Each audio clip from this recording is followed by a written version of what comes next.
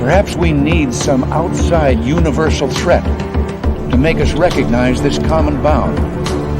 I occasionally think how quickly our differences worldwide would vanish if we were facing an alien threat from outside this world.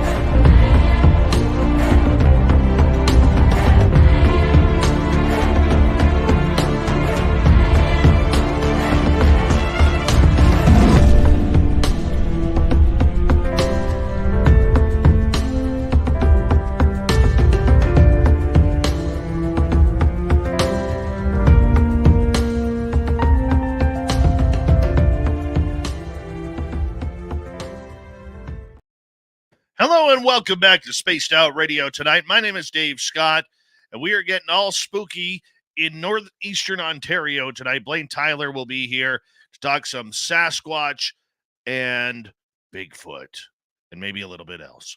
We'll see where we go. Dirty Phil should be around sometime tonight. You know, it's if he could find his pants, literally. Yeah, he just woke up, can't find his pants. And we have each and every one of you, which we love having you guys here.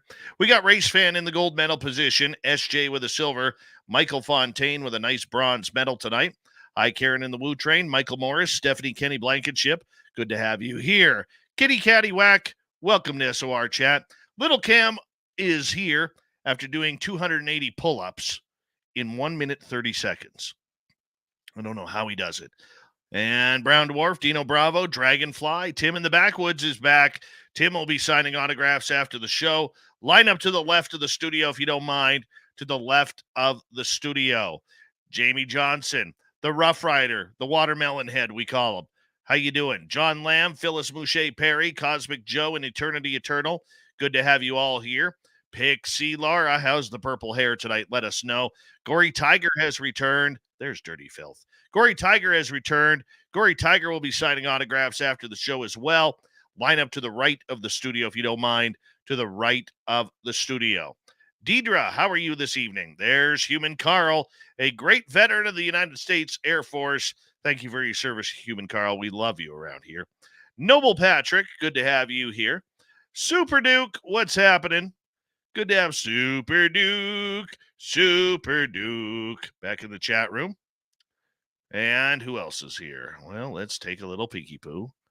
Operation Shutdown, Deer Slayer, W. David Page, Flat 6. Skip to Maloo, how are you? John Corner, how you been doing, man? Good to have you here. T-Bone, my man. How's New Westminster, the former capital of British Columbia? Yep. S. Vermette.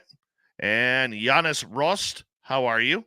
Are we facing an alien threat right now? I don't believe in the threat narrative. Anna Boline, how are you? Bonjour. Good to see you. And there's Algaray over on Twitch. Yep, leg pressing 962 pounds 88 times tonight. Davey, baby, welcome to SOR Chat over on Twitch. How you doing? Where are we here? Scrolling down. Mama Susan, S for Med again. Woo Poo, nice to see you. We don't want Mika Zabinajad. We're a Canadian team. Mr. Floyd Chanlings, welcome to SOR Chat. Mama Catherine, mwah. I love you, my dear. I hope you're having a wonderful night. All right. Millie De La Prida, welcome to SOR Chat. Doc from Wyoming, good to see you. Doug Shelby is here.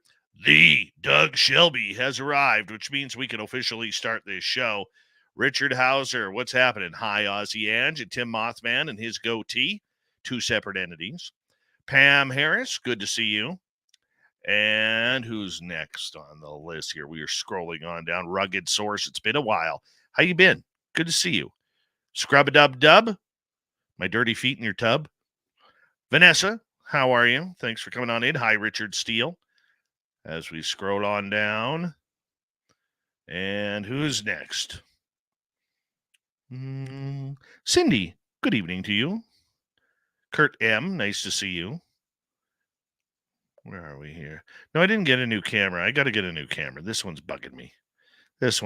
Yes, go Oilers tomorrow. Hold on. Let's get the radio side going. Hello and welcome to the radio and podcast side of Spaced Out Radio tonight. My name is Dave Scott. We're having a great night. We're going to be getting into Bigfoot and Sasquatch with Blayne Tyler from Ontario. Yes, Paulie Rotterman, how you doing? Good to see you. As we continue on with our roll call. And who's next here? We are caught up on this end. And we await the arrival of Bill WD-40 so he can lube us up for tonight's show. Because you always want to go into a show nice and smooth, and we need Bill to do that. There he is, Bill WD-40, spraying away, lubing us up for tonight's show. Plenty of lube to go around. Don't worry, everything will be nice and smooth tonight. And the super chat is open. It's a wonderful way to support what we do on this show. And don't forget, you can shop at our Spaced Out Radio store. We do not have ugly swag, people. Hi, Sensational Sherry. How are you? Get those horns up. Let's rock.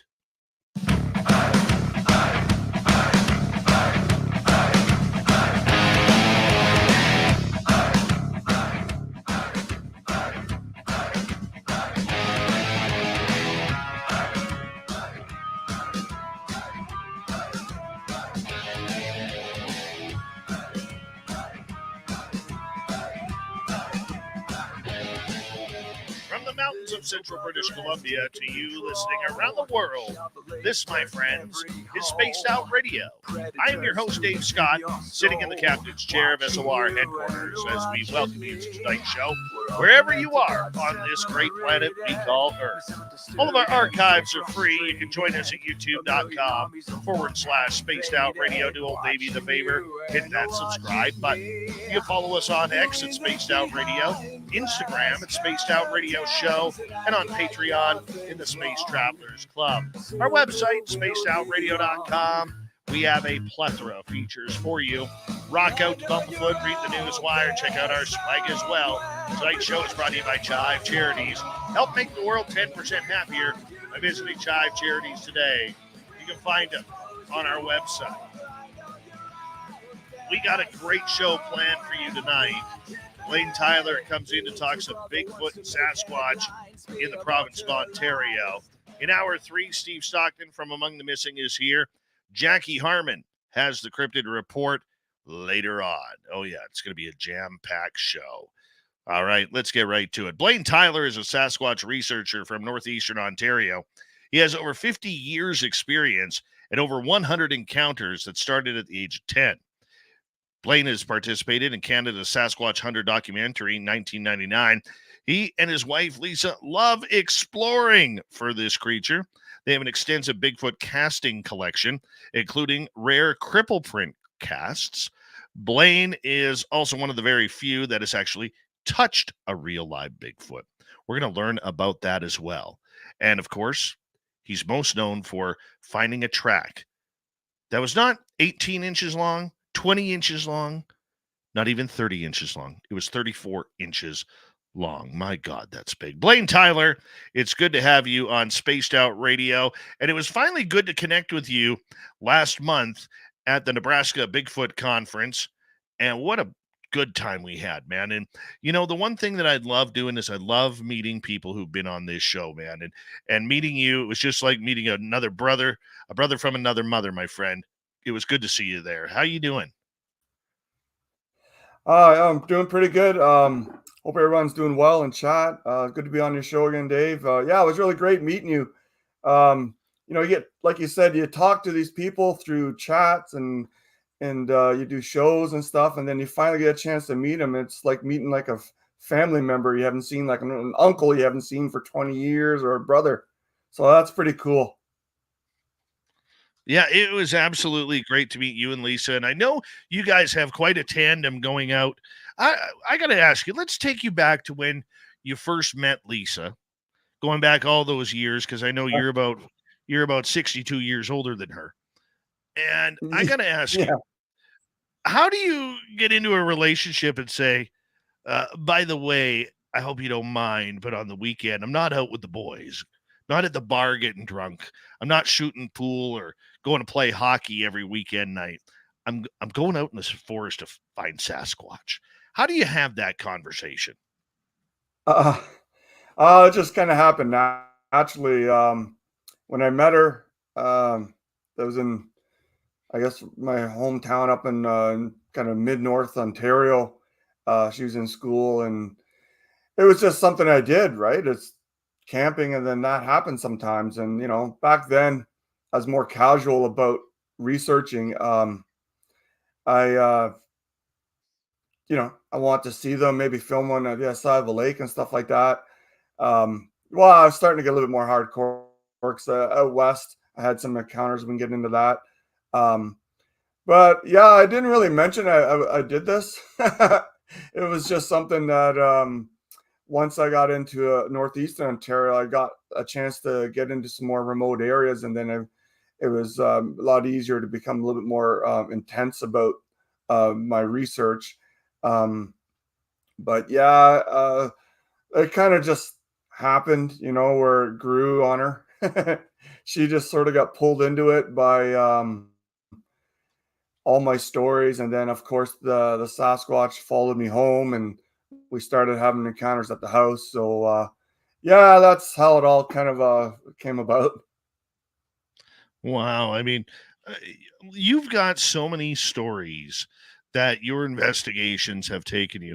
Did you ever think when you started looking at this creature and trying to figure out what it was when you had your encounter at age 10 that it would lead you to where you are today, 50 years later? Well, not quite 50, but no, no. At age 10, like I gone through the story. A quick little brief. I was just a kid in grades 5 or 6, and was at a hunting camp.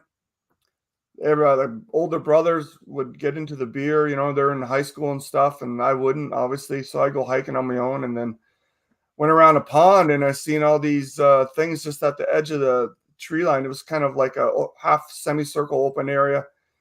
And first thing I thought, like, what are gorillas doing in Ontario? Because it wasn't exactly taught here about the Sasquatch legend. Maybe out west in BC, it's a known thing for the culture, but here it wasn't. But yeah, I was afraid of them for so long, and I could tell when they were watching me and following me around whenever I was near the wilderness areas. I didn't live too far from Huntsville, Ontario, and it's lots of bush and open areas there. It wasn't as populated back then as it is now, and we live rural, and I always knew there when they were watching me, like in the marshy areas and stuff where nobody lived, and so it came to a head when I moved back from out west, and nobody was finding them except Freeman, and I thought, okay, great, Freeman did it. This should solve the problem. He got confirmation video from the confirming the PGF, and then it just kind of went away. So I'm like, well, dang, I'm gonna go do it. I got fed up. I went out, and I just decided to switch gears and just go find them and film them and all that, and interact with them, and because I knew where they were. I just had to follow my gut feelings of where I thought they'd be. And the first time I took it really, really serious, I found them. I found the whole family group in 2 hours, and I filmed them with a potato camera I bought at a hardware store. But yeah, I went. I found a trail, and I went walking right into their shelter, and they're all in there, and they're all just staring at me on my right. Little ones, big ones, giant male that I mistaked as legs for tree trunks. And then when I left the shelter, I went out to the middle of the hydro cut and I filmed. And the big male stuck his head through the bush, and it was watching me, and like how a tree gets the bushy part of a tree, and then he just faded out. He didn't retract. He faded out, and that was my first hard nosed dive back into researching from just wanting to film them from the other side of the lake, other than some scary encounters. My goodness. At 10 years old, when you were standing there looking at these creatures, what goes through your mind? Are you believing what you're seeing? Do you think it's imagination? Were you rubbing your eyes to see if you were actually seeing actual Bigfoot? Well, I didn't know really what I was looking at. Like I said in my head, like, what are these things? Gorillas? But there's some. There were like it was in a thicket. It was like late fall, I think. We went to this hunting camp a few times, so I'm just this one particular time. It was late fall. It was right before the hunting season, I think. And so there was a time to bring in families and just hang around and whatever. But no, there was a bunch of them, and that also threw me because they sort of would group together and it would distort some of their outlines. But there were some small ones my size and littler ones that were clearly out from the trees. And then there'd be some really big legs and feet sticking out from the tree line, like kind of like maybe some that were resting against trees. And they were just all kind of sitting in the morning sun. I'm sure they were watching the activity at the hunting camp, and then I didn't know what to make of them. And I went back to the hunting camp. I was kind of a bit in shock, I guess. But that night they showed up, and I had the bunk under the window, just like a scene out of Boggy Creek, where the hand comes through the window. But I had the bunk under the window, and I was sitting there with the covers looking up at the window. And I didn't tell anybody because, you're the youngest kid, you get bullied enough from your older siblings. So I didn't bring it up, but I didn't know what to make of them. I just, they kind of like really big people, just covered in hair. They didn't look like monsters or anything. I didn't run away from them. So, that got their interest. And then, yeah, that was my first one as a kid, not seeing one running into a group. And that's sort of been the theme. I don't usually just run into one. Usually I walk into like a family group of them or something. I don't know why that is, but maybe they're just all curious and they come towards me. But yeah, that's how I interpreted that first encounter. Then the next summer, my grandfather took me to see Mysterious Monsters, and then in the Mysterious Monsters was the PGF clip, and I'm like, that's what it is. That's what they were. So then I kind of got a little bit more fearful because I was trying to write it off as just maybe I wasn't seeing what I was seeing, self-doubt and all that. But yeah, that's where my head was at as a 10, 11-year-old. Right. And I mean, that's just absolutely amazing. And I want to ask you, when you saw this and you went to your parents and you were like, hey, this is what I saw, what was their reaction? Were they thinking it was your imagination?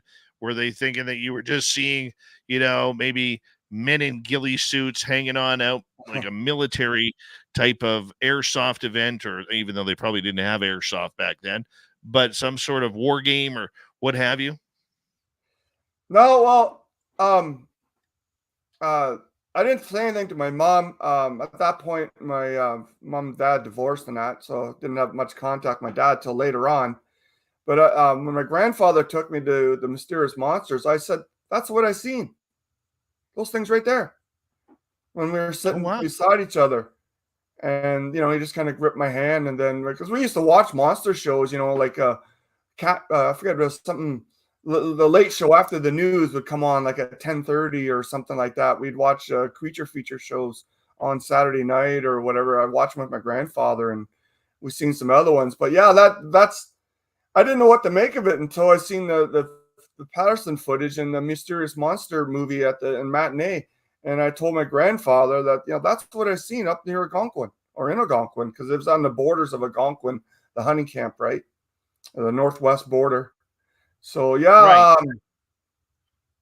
he I think he believed too. He just because it wasn't a big thing in Ontario, but I remember him keeping all the clippings from out west and stuff like that whenever a Bigfoot would be in the newspaper and all that. I want to ask you about your area because we got about 10 minutes to go until we go to break at the bottom of the hour. However, in the next half hour, we're really going to dig into a lot of your really cool stories that you have and your adventures in the forest with Lisa, your wife. The area that you are looking into, that you are investigating, you know, it's a rugged area. It's a very desolate area. Tell us about where you investigate and why you investigate there. Uh, well, the very first one, as I mentioned, when I started getting, when we moved up here, I basically just looked at a map and said, I just looked at where everything was, how much land was there, where the water source was. And I just basically said, I bet you they're right here. And I went there. I went there with actually my boy and his friend. They just hung around a hydro cut. I used a hydro cut to get in deep instead of going through all the dense branches and stuff. And the first thing I found was like a rudimentary rock structure. And then I went across the road, and actually where the rock structure was later on, I got a really crazy loud wood knock from a big adult there when I was looking for prints in the sand on the shoulder. But when I went across the road, I just went in a couple humps of the hydro towers, and then I came across an X barrier. And then I'm like, oh, wow, this is getting real. So then I sent my boy and his friend back to the car, and then I went and tracked them down. But yeah, here, northeastern Ontario, there's a lot more open spaces. There's a lot of marshland water areas, so there's a lot of natural barriers. But the sediment goes from it goes from whatever the substrate goes from sediment rock into the Canadian Shield, the hard granite, and then of course you get into the big rolling hills and all that, which is perfect for them. There's a lot of private land here; people own it, but they're only there for a week for deer hunting, right? So some of them put up signs, some of them you don't even know. You could cut through their property. They're 200 acres of deer property and not even know it because their signs for no trespassing are way out on the road. But yeah, it's pretty remote. And Dr. Bindernagel, he came to my house and he stayed here with his wife, Joan. And I took him into the woods when I was finding all this and have all this evidence and having direct head-on encounters and filming them. He came here and yeah, there's boulders everywhere. There's rolling hills. It's really treacherous. You have to be really careful with your feet. It's not like the mountains out west, which I hiked, which, they're basically like, an incline like that.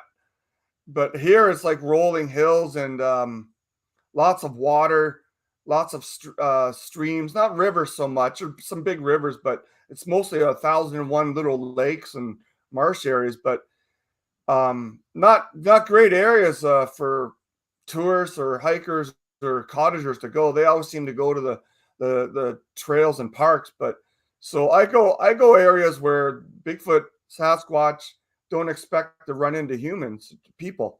And like sometimes I've used the tracks, the railway lines to get into areas where cars can't go, and I've had encounters that way. So yeah, kind of remote, but not as far away from people and as you would think. Now, you don't have the big trees there like we do here in British Columbia. What are they using for camouflage in the forest there? Well, the trees might not be as big, but the trees are, I mean, they get big. They get, a foot or two wide diameter, but there's so many of them, and they don't need much for camouflage. So there's so many of them. There's so many smaller sapling ones that, there's the big ones with the trunks they can hide behind, or they can just duck behind the smaller bushy areas of sumacs and stuff like that, or a boulder. There's lots of cover. And in a way, you got to really watch, because they in some cases they could have just reached out and grabbed me just walking by them on game trails and stuff like that. But as you know, they don't need a lot of cover. They got hollow hair. Their hair picks up the color of what they're trying to hide behind, whether it's a tree bark or green leaves of a young sapling, or some kind of bush, or even a boulder. I've seen the gray ones kind of gray out beside a gray boulder. So they don't need much, and there's plenty of it. I mean, it's really when you get into the woods, it's pretty dense here. You have to kind of hack your way through the branches and stuff in some places. Is it as wild as it is here in British Columbia where I am? Like, what kind of wild animals are you having to deal with there? Everything except grizzlies. We got everything you got there except grizzlies, and we only got one type of poisonous snake here. I don't know if you guys, the Massasauga rattler, but they're only in certain areas. But yeah, we got moose. We got lots of deer, bear, everything, black bears, but we just don't have the big brown grizzly bears and stuff like that out there. We got cougars and wolves and all that. We got oh, we don't have wolverines. So wolverines and grizzlies we don't have, but everything else same as out west, except you're not hiking on an incline like that. So that's good. Yeah. That's why I'm glad my Bigfoot area is actually quite flat. That's the beauty of living on top of the mountains. There's more flat than actual, doing that horrid hobby of hiking. Ooh, Yeah. just don't do that. Don't do that. Your area has like you said, has a beautiful, majestic history to it, just like where I am or other people are in the Bigfoot world. When you're out in the forest and you get to see how beautiful it is on a daily or weekly or weekend warrior type of holiday, shall we call it? Yeah. You know, we tend to not, when we're out of the forest, we tend to take it for granted how beautiful it is, but how dangerous it could be as well. I mean, how do you protect yourself for any potential dangers? Oh, well, not well. I have a hunting knife. I've downscaled. I used to have like a 15-inch hunting knife, and I made like a monopod walking stick out of I think a garden hoe or something like that. But what I did was I flipped it around and I used the spike on the bottom for hiking in winter, but also basically my only fear here. Well, bears are pretty skittish because they're still afraid because they get hunted here. The black bears. I've never had an encounter with a black bear. I got a bear spray. I usually forget to bring it, but my only concern is running into a very hungry pack of coyotes or something. But my biggest worry as far as getting injured is ripping my knee or ankle out in on a snag or between a boulder or something like that if I misstep. That's actually a bigger fear where I've hurt my knees and fallen on the ice and hurt my hips. And one time I had to practically drag myself back to the car after I hurt my knee. I just kind of wrapped it up with my belt with some sticks and had to kind of limp back to the car and crawl my way up hills and stuff. But yeah, there's not a lot of cougars here. I mean, I think I might have only once seen a track, maybe only once heard them. Maybe if I go further north, like might run into them, but they seem to be a little bit more west of here. But yeah, not a lot of dangers from wildlife. It's mostly just the tricky terrain and how wet it is here. We get a lot of rain here, so that's basically the biggest fear I have is just getting injured from stepping on something slippery or a log or something you're stepping on giving way, and then your legs caught out of position and you pop a knee. And I've had a lot of injuries, my knees and back and stuff. So yeah, not a lot of worries about wildlife here. Yeah, I even stopped, like I said, stopped carrying bear spray. It's just mostly the threat of coyote pack swarming me, maybe. Yeah, we got to worry about a couple more of those in our area. The wolf packs are definitely dangerous. The grizzly bears are usually dangerous. Does anybody really give the black bear any credit anymore? They see a human and they run the other way. The mountain lions, they're okay. The moose are dumb, and that's why they'll attack you because they're dumb and territorial. But you do have to be aware.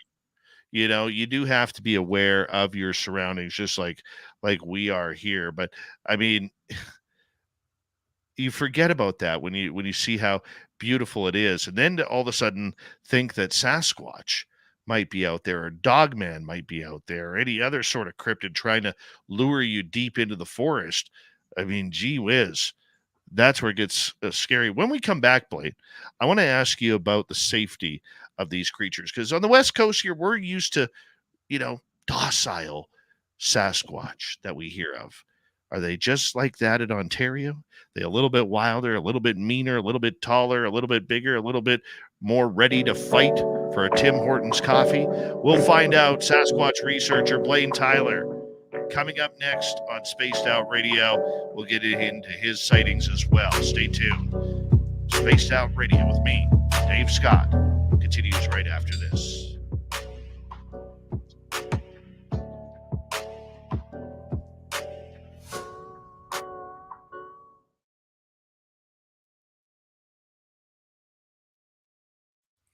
All right, we are clear. Hi, Dirty Filth.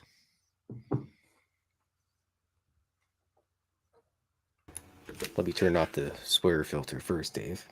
Yes. Yes. Hi. Where's Blob? Well, she was here up here earlier, but didn't want to go anywhere. So, and the missus got out of the shower, so she's going to go probably pile on top of her mom. Did you find your pants yet? Yes, I found my pants. I made sure. And what were you doing sleeping during showtime?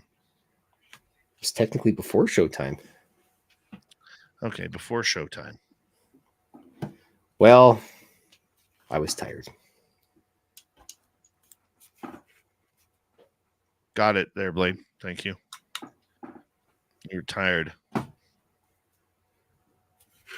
Oh, let's go look at Kira's profile here. Kira's profile? Yeah, she changed her profile pic. Uh-oh. It looks like space with Kira in it. Well, she's got the best hair out of people I know. So. She does. Yeah, she has great hair. Great hair.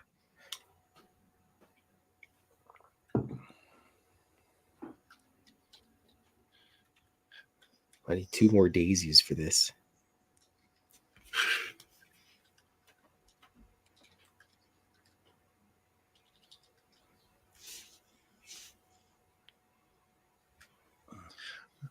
All right. You know, Dave, if you live closer, I'd give you some of my sunflowers that I had.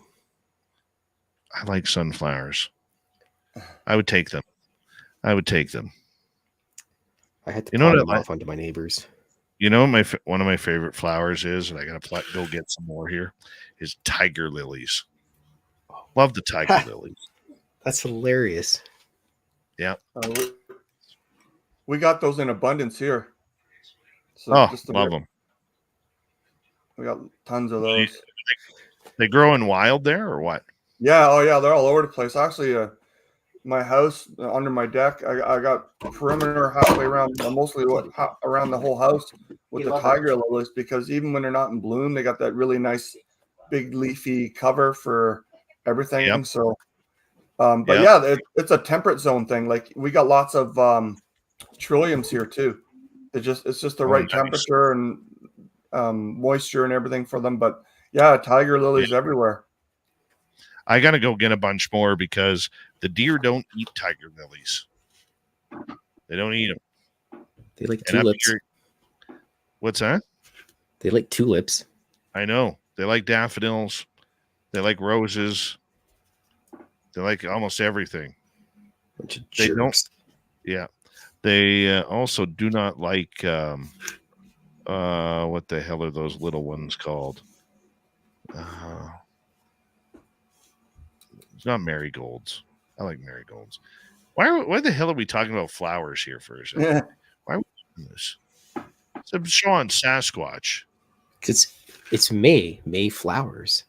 I know. Kind of Chef Chris, how are you? Yeah, I hear you. Brad Lomas, what's happening? When are you guys going to interview Haim Ashed when we get a return message from him?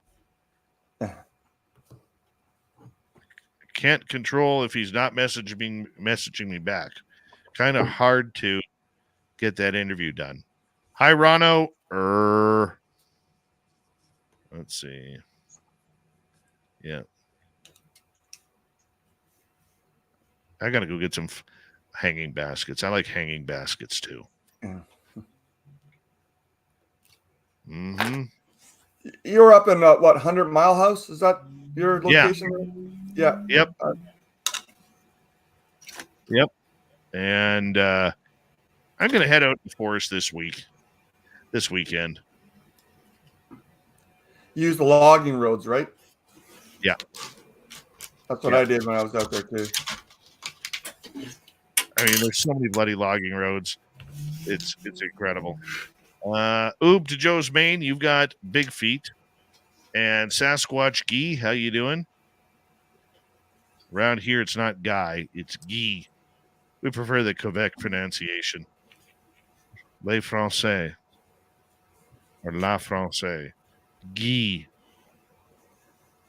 You know, that I think that's a problem with the NHL today. They don't have enough geese anymore. Geez. Or twisty mustaches. You know, back in the 70s, 80s, it was like every third player was named Gee. Awesome. You know? All right. So, Dirty Filth, I'm going to mute you. Thank you to W. Decker for kicking off the super chat tonight. We very much appreciate your love and support. And our store is open on our website, so check it on out. Hi, Bobbert. Here we go, everybody. Second half hour of the show.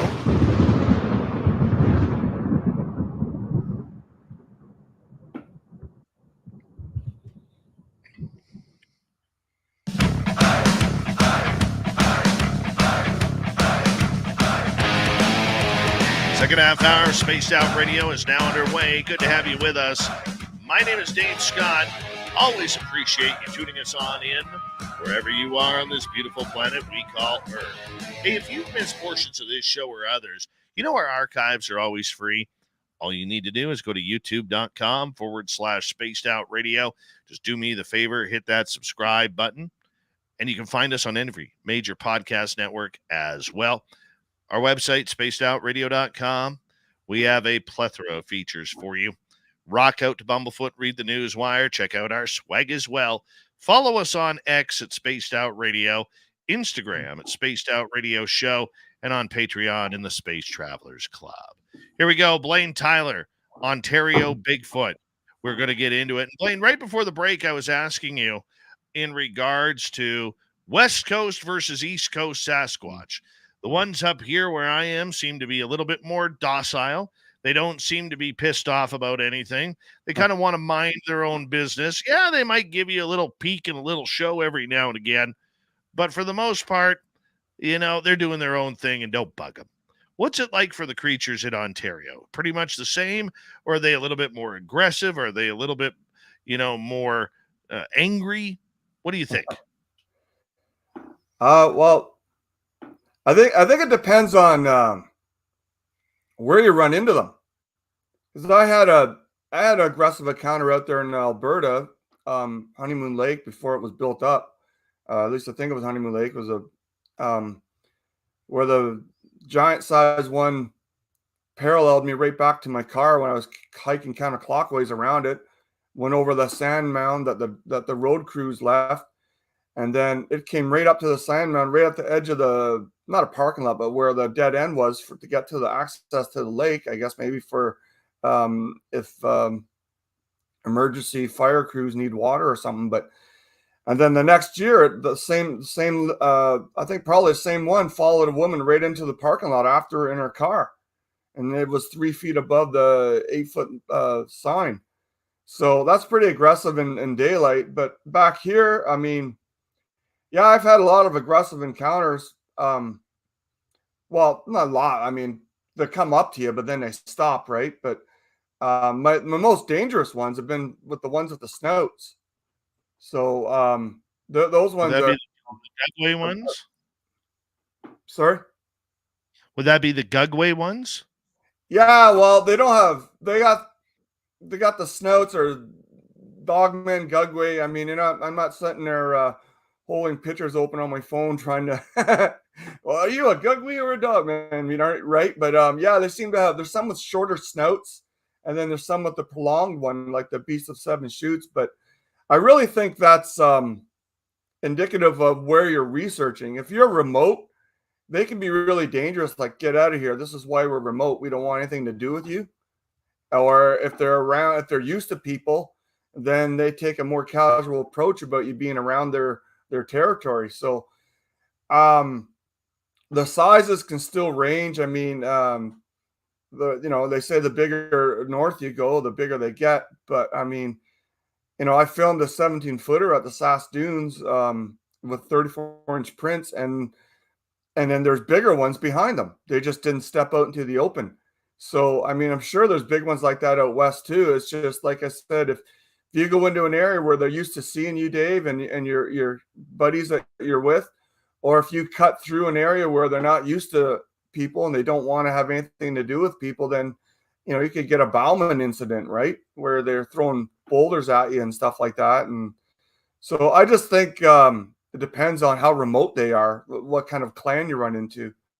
But otherwise, I 90% of mine are all encounters, are all relatively safe, I guess, so to speak. They're not threatening me, but I have had boulders thrown in the lakes near me, and trees pushed down, and one with a snout did a wood tree knock right beside my head, within arm's length to my right, and all the bark from the branch it used shattered onto my shoulders and head from it being like 2 feet taller than me. So I've had stuff like that happen. So, but yeah, I think it's based on how remote they are and how much they don't want anything to do with us. Let's talk about this 34-inch print that you were able to find. Tell us how you found it. All right. Well, I was at the Sasquatch Dunes, or we call it Sass Dunes. It was a abandoned, not abandoned, an unused quarry, gravel sand pit area. What I didn't know at the time, I thought it was just unused or abandoned. But what happened was the father passed away, and the sons didn't yet take over the quarry. But I was in there researching, finding prints of all sizes, your typical 17 or 15 to 18-inch prints, some babies, juvenile prints, and excuse me. I went up and I was trying new methods, and I learned before I got there that filling them head on doesn't work because they'll fade out and they'll hide. But if you do like over your shoulder or like a selfie cam ones, which I'm doing more now. But anyway, I intentionally did a blind pan like this, and I filmed the road, a little shaky and stuff like that, because you're not aiming. But I lined it up, and then because I went down right before I did it, I left the top of this mound on the east side of the quarry. I came back. One of the big ones on the west side stepped out on the ridge to see where I went, and I got lucky. He stepped out, but also he stepped out beside a tree, which I could go and measure and get the scale of him, and I did. And when I finally figured out where he was, because it took me like a better part of a day, because he was so big, I thought he was closer. I thought he was on one of the little ridges closer, not on the far west ridge. But when I finally figured out, wow, he's right beside it, I went over there. And of course, I couldn't go right up to where he was because, there's embankments and everything, steep embankments, 30 feet high embankments or whatever from them digging sand, and then, the overhang and that. So I had to go up an area where I could get up. And when I got up there, I'm looking, keep my eye open. That's one of the more fearful things I've ever done, knowing I'm going over there by these giant sized ones that are in the bush. And I came across a heel strike. And first it was on one it was like 2-3 camcorders ago. But anyway, so I documented it with an old camera, my 480, I think it was. And I found the heel first. And okay, well, if this is a print, which kind of looks like it, because they have that weird shape to the back part where it kind of bulges out at their heel. I'm like, okay, this isn't just an indent from a tire, right? And you get experience looking at prints. So then the heel strike, and then it went over a flat part of a limestone rock that was been leveled out because of the ridge. It's flat. And then still because it was big, but then on the other side of it was the toe strikes. And so then I always carry around a measuring tape, and I measured it up, and the smaller toes were all 32, then 30, getting close to 33, and then part of the big toe was at the 34, but I could never find the very, very end where the big toe might have dug in because there was other stuff there. So I just safely assumed at measuring that it was, I stopped at 34 inches. So it could be a little bit bigger, but that makes sense. So 34 inches, if you use a rough calculating method, a 17-foot tall Sasquatch would usually basically times 2 for the footprint. Patty's was about what 7.5 feet, a little under 7 feet. So her print was over 14, right? So it's a rough estimate, right? How big they would be. So that's how I found it. I was actually on my way over. It was just one, and then a 10-foot stride into an area that was grass and whatever that was pushed down, which didn't leave a print. And this thing left prints in hard surface too, like hard rock surface. And one of the things that gave it away is that it depressed that rock and left like a rough edge from the rock being pushed down around it too. And it kind of distorted the print. But that's how I found it when I was investigating how big that big one was that I filmed with the blind pan. And then I eventually found the tree with the Y. The Y was 20 feet. And he's only 2 feet or so down his head, of the top of his head from the 20-foot mark. So again, I played it safe and just say he's probably around 17 feet because halfway up was 13. And the 13 mark was below his, below his chest area, like around his ribs. So then there's still another 3-4 feet to go to get to the top of his head. So another safe measurement. Okay, that guy's 17 feet, which I couldn't believe because the biggest one that's ever been reported was 15 feet out at Bighorn Dam in Alberta back in the 70s or 69 or something. But anyway, yeah, so that's how I found that 34-inch print, which wasn't castable. And even if the print was perfect, I would have had to back my car in with a trunk full of casting material. And I didn't have that much. I only had a few bags I could backpack in, right, for smaller ones or maybe one really good pristine one. But yeah, that's how I came across that 34-inch print. Was going over to get the scale on a 17-footer I filmed. Well, there you go. I mean, I don't know how I would react seeing that. Okay, the biggest print I've ever seen is 18 inches. And, when you got a print 18 inches by about 8.5, 9 inches wide, that's pretty hefty. And that's pretty freaky at that point. Did you get any photos of the print? Did you document it as best as you could? Yeah, well, at the time, it's on an old camera, and I've mentioned to other people, like actually I mentioned at the conference, the old cameras, I can't get the software to match up with my laptops now. At my old desktop one, I could get it to fire up, but I got like software problems with the old tech where I can't get the stuff to fire up. But I mean, it wasn't a pristine print. I could just see where the heel strike was, and then you get down low and you get on your knees and oh wow, there's toes there. And then you gotta remember it's pushing down whatever substrate it's in. But yeah, I mean it was wide. Like it was like, I'm trying to get in the camera here. It was wide. Like, it was more than halfway wide. So, but because the rock was so wide, it was so big that, I wasn't able to get like the clear measurement of the width, but just where the toes were. But I mean, it was like 20 inches wide or something like that. But yeah, it's on my 480, Sony 480 cam, which I can't get to fire up with any. This is my older laptop. I got a newer one, but the software doesn't match up. So I got to find some way to pull my old videos off that. Man, you must have felt small when you saw that. Yeah. The only protection I had was I used my camera. I know they don't like being on film and cameras and stuff. They don't like cameras pointing them. So what I did was I took that monopod that I mentioned and I put my camera on it and I turned the camera on. And while I was measuring the tree, I shoved it in the very far edge of the ridge and I pointed at the tree line, which is only like 4 or 5 feet away, maybe 6 feet in some areas.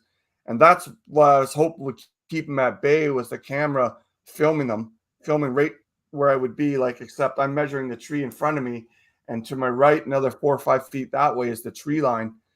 And so that's how I use for protection, but it's not really protection. But yeah, so I think they were just curious. So they could have done anything. They could have thrown a rock from 100 yards away and still hit me and did me in if they wanted to. They were just, the ones on that side were getting a little jealous that I was spending so much time on the East Ridge because of all the juvie and the baby tracks I was finding, and 14, 15-inch prints over there and whatever. I think 18 one and 20-inch ones on that side. And I think at the north end of the east side, I found one of my cripple print trackways. But they were getting jelly because I was spending so much time on the East Ridge that they were starting to wood knock and trying to get me to come over closer to their side, like Red Rover kind of thing. Wow. That just amazes me. You know, in your area, do you find that you are, constantly having interactions with these creatures? You may not see them every time. You may not see them, 1 out of every 35 times, but you know when they're around. You could hear their heavy footsteps. They always let you know when they're there.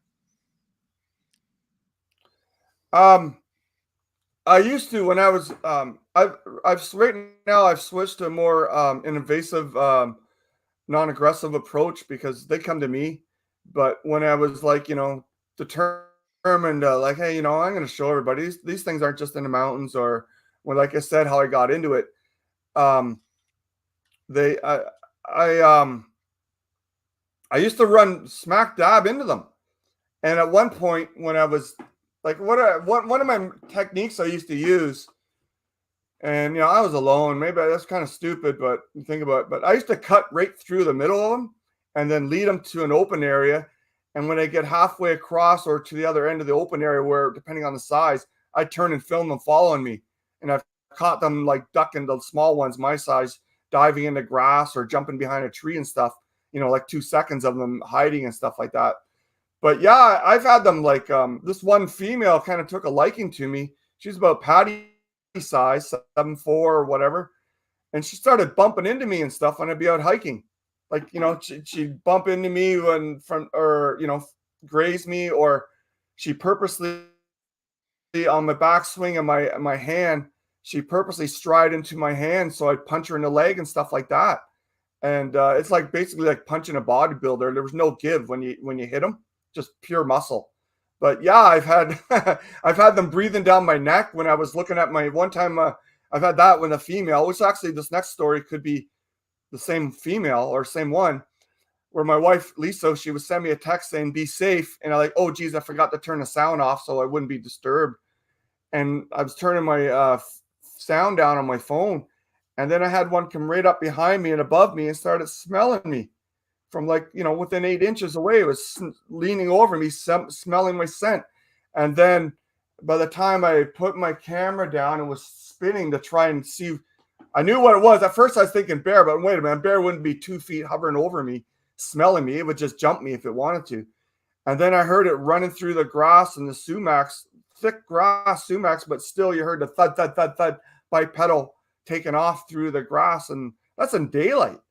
Daylight, they're bumping into me and smelling me out in trails, like secondary trails, not main trails, like following where something else has been walking around a lot. And yeah, I was getting that quite often. I'd get several encounters in a single day. I have more in one area I go, and I don't know if it's the same ones portaling in or following me because they're very fast, or if it's just a different group. But sometimes I couldn't even get out of the car without them starting to interact with me vocally.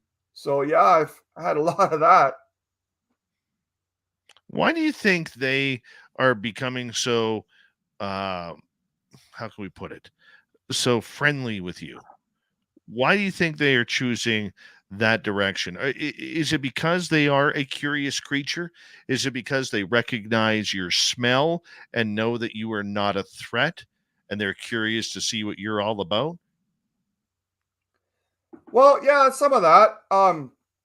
They what they do is before they have any interaction with you, they study you, right? So they watch your body language. They watch, how aggressive you are in the woods. If you're carrying weapons, they know what rifles do, guns do, and all that. They just don't know how they work, right? But they still know what their purpose is. I don't carry weapons. I used to carry a bigger knife, and it was just because it was an easy measurement for the prints, like at the dunes. But first they study you, and then they study how you react to subtle interactions with them, like stick and branch breaking, and rocks thrown across in front of you. If you're going to freak out and run back to your car, if you're going to get aggressive and point something. And with me, because I've been, you get used to it. I don't react to stuff like that. I was like, okay, yeah, I know you're here.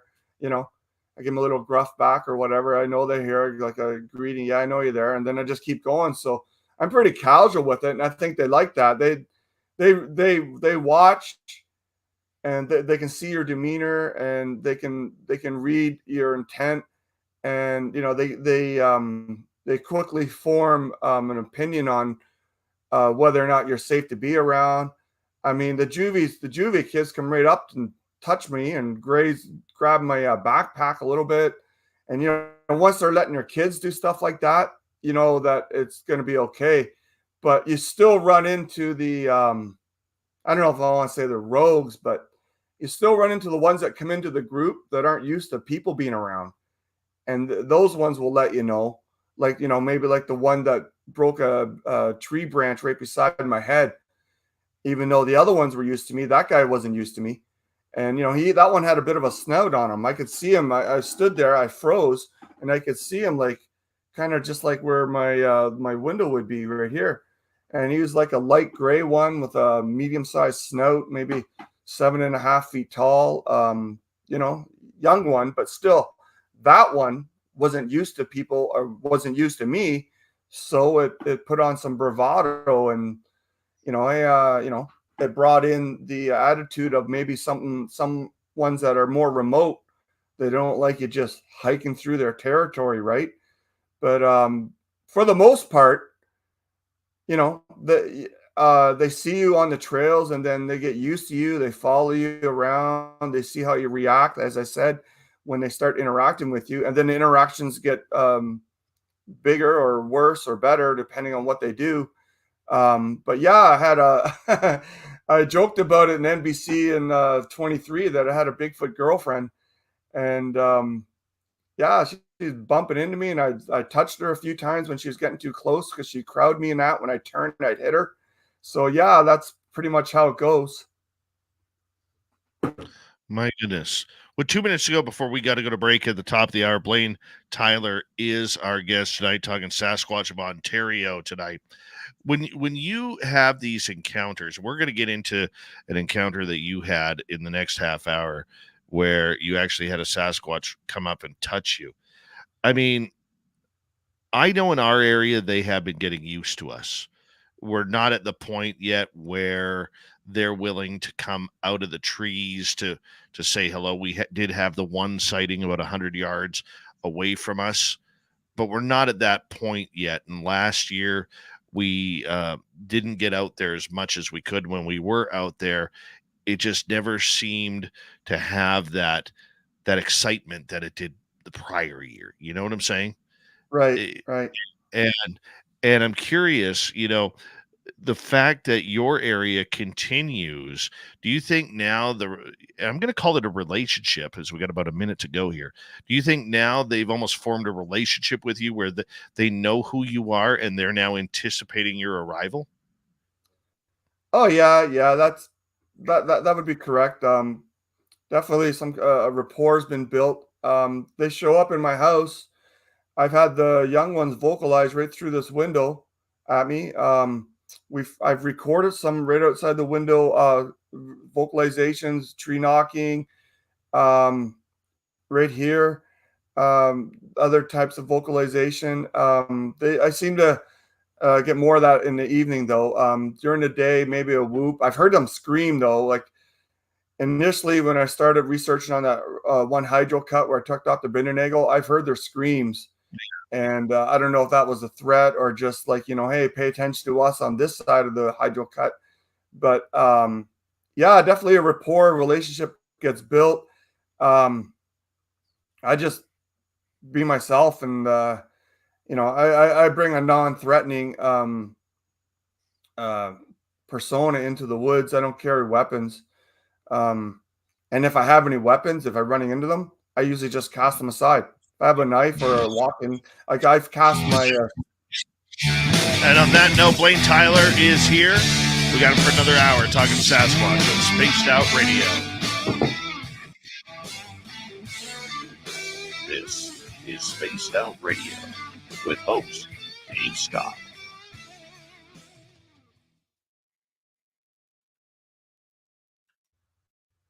All right, we're going to turn things over to Dirty Filth here so he can show us about the petunias that he is growing in his garden. There you go, Dirty Filth. Blayne, I'll be right back. We got about 5.5 minutes. Sure. Okay. Everybody can go for a smoke break now. Smoke break. Sasquatch are brother interdimensional and like us. Well, I've heard people say that before. Sasquatch may be interdimensional. And Blayne. Hello, Brown Dwarf. Look at you out there doing Brown Dwarf stuff. Brown Dwarf's got Sasquatch all over the place. He's just swimming in that stuff. 100%. But yes, I'm just going to ramble here while I continue the rest of this drawing. Move that microphone over a bit. All the cats have been wrangled, by the way, if anybody's wondering where the cats are. I don't know where Blob is. I have a gremlin beside me, and that's the best I can do.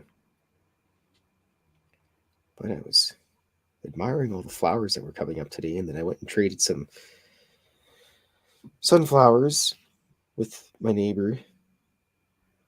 And she tried to pawn more plants off on me, but I'm not allowed to have more plants. And we're talking about flowers and plants, and she's got some blueberries and strawberries in her yard. And just like talking about plants with random old German ladies. And then got to pet her cats. I came home. There's definitely something interdimensional about them. They can follow me anywhere in minutes as soon as I get out of my car.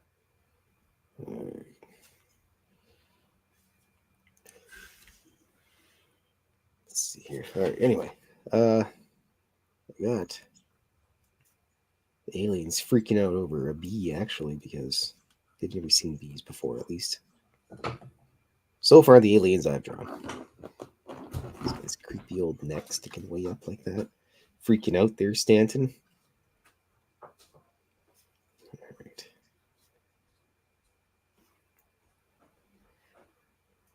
Fortunately, it's not boobies because it's just bees and no ghosts.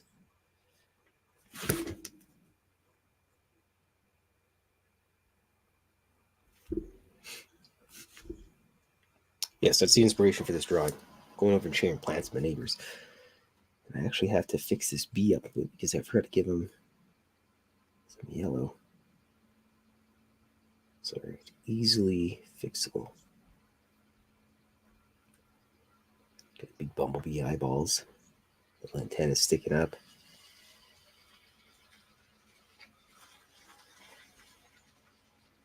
And it's buzzing.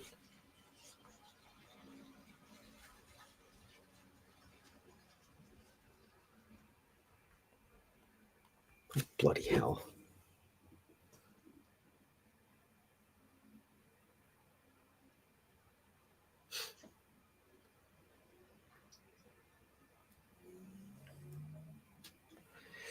Anyways.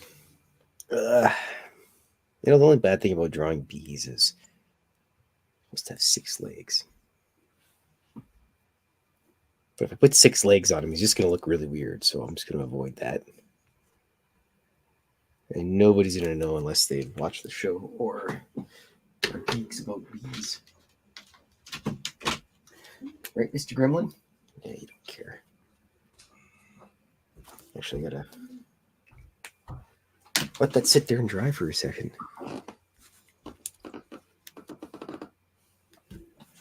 Oh, yeah, Super Duke's in there. Hey, Super Duke, how's it going? I haven't seen you for about 10,000 years. Oh, yes, you can also... you can buy my calendar if you'd like. Just plug in Cryptid Cartoons calendar at lulu.com. It'll show up. See your 4 of them so far, through 4. Or you go to Amazon and So buy bad. my I have to book. turn It's off the chat. what the hell is it? On Amazon Cryptid Cartoons by Klaus Meidner. while One of talking my like 10,000 aliases that I have. with Dave. So yeah, you could do that. Otherwise, just wait till next year's calendar, or buy this one for a souvenir. Buy 2, one for one for you, one for your mom. And if you know a friend that has birds, you can buy one to line your bird cage with it. It'd be kind of funny. You could do like a bingo thing if they poop on a date. I don't know. I'm just talking about my arse here. Otherwise, it slows the internet for the show. Lettering here. Yeah, anybody that does lettering, I would totally buy them a double whiskey. That's an art form in itself. I say that all the time. But anyways, here we are. Listen to me rambling about stuff. And pretty soon we'll be back to Sasquatches and possibly Dogman. Turn off on my phone.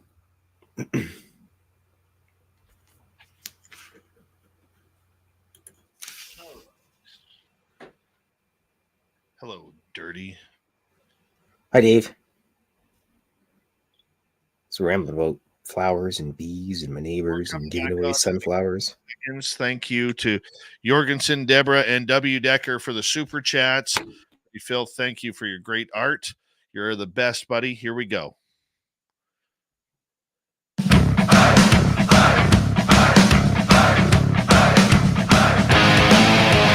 Here we go with hour number 2 of Spaced Out Radio tonight. My name is Dave Scott. We always appreciate bringing the woo to you. So thank you for joining us. Hello to everyone listening in on our terrestrial affiliates around North America. We really do appreciate earning your listening ears. And the Desert Clam has set the password for tonight in the SOR Space Travelers Club. What do we got here, Clam? What do we got here? I don't even know how to pronounce this. Gamsismin. There we go. Gamsismin. There we go. Thank you. Thank you, Clam. As the Clam sets a password each and every night right here on Spaced Out Radio. Our website, spacedoutradio.com. We have a plethora of features for you. Rock out to Bumblefoot, read the news wire, check out our swag as well. Follow us on X at Spaced Out Radio, Instagram at Spaced Out Radio Show, and on Patreon in the Space Travelers Club. Here we go. We got Blayne Tyler, Sasquatch in Ontario. They're big, they're brawny, and sometimes a little curious. Blayne, thank you so much for being here. Greatly appreciate you tuning us on in. So thank you very, very much. Oh, you're welcome. Thanks for having me on your show again, Dave. Yeah, anytime. I got to laugh here because my buddy listening in, Little Marky Spender, he sends me a text message. No such thing as Bigfoots. This is a guy. I got to tell you this story. Hunter for the last, he's like 72 years old, and he's been hunting since he was 3. Now, Mark's he's older than me, so he's got less hair than I do. And when he first met me back in 2017, and lives just a couple miles down the road from me at SOR headquarters here, and he's like, yeah, I don't really believe in this Bigfoot stuff. Don't really believe it. I've been hunting for so long, never seen anything. I mean, this is a dude who can literally, you're walking over like tracks and he's like, oh, you just stepped over a deer. You just stepped over a moose track. You just stepped over a wild horse track. Like his eyes are that sharp. Can't hear worth crap, but his eyes still work somehow. And anyways, it wasn't until 2017 when I showed him a 15-inch print in one of our areas. And he kneeled down beside that print and he's like, I don't believe this. I don't believe this. What the hell is this? And that's all he could say for about 20 minutes. And, he did the old dramatics, taking the hat off, wiping the forehead, and just in shock of what he couldn't see. And since then, 2018, we got chased out of the forest by 2 Sasquatch. He still refuses to admit that. And then last year, or pardon me, that's 2022 now, Canadian Thanksgiving weekend, 2022, he hears this crack way off in the distance. And we bring the flashlights up. It's about 9:45 at night on a full moon night.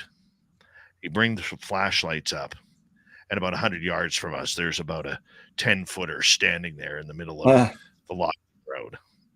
And he still refuses to admit that that's what we saw, even though that he knows that's what we saw. He knows it. It's hilarious.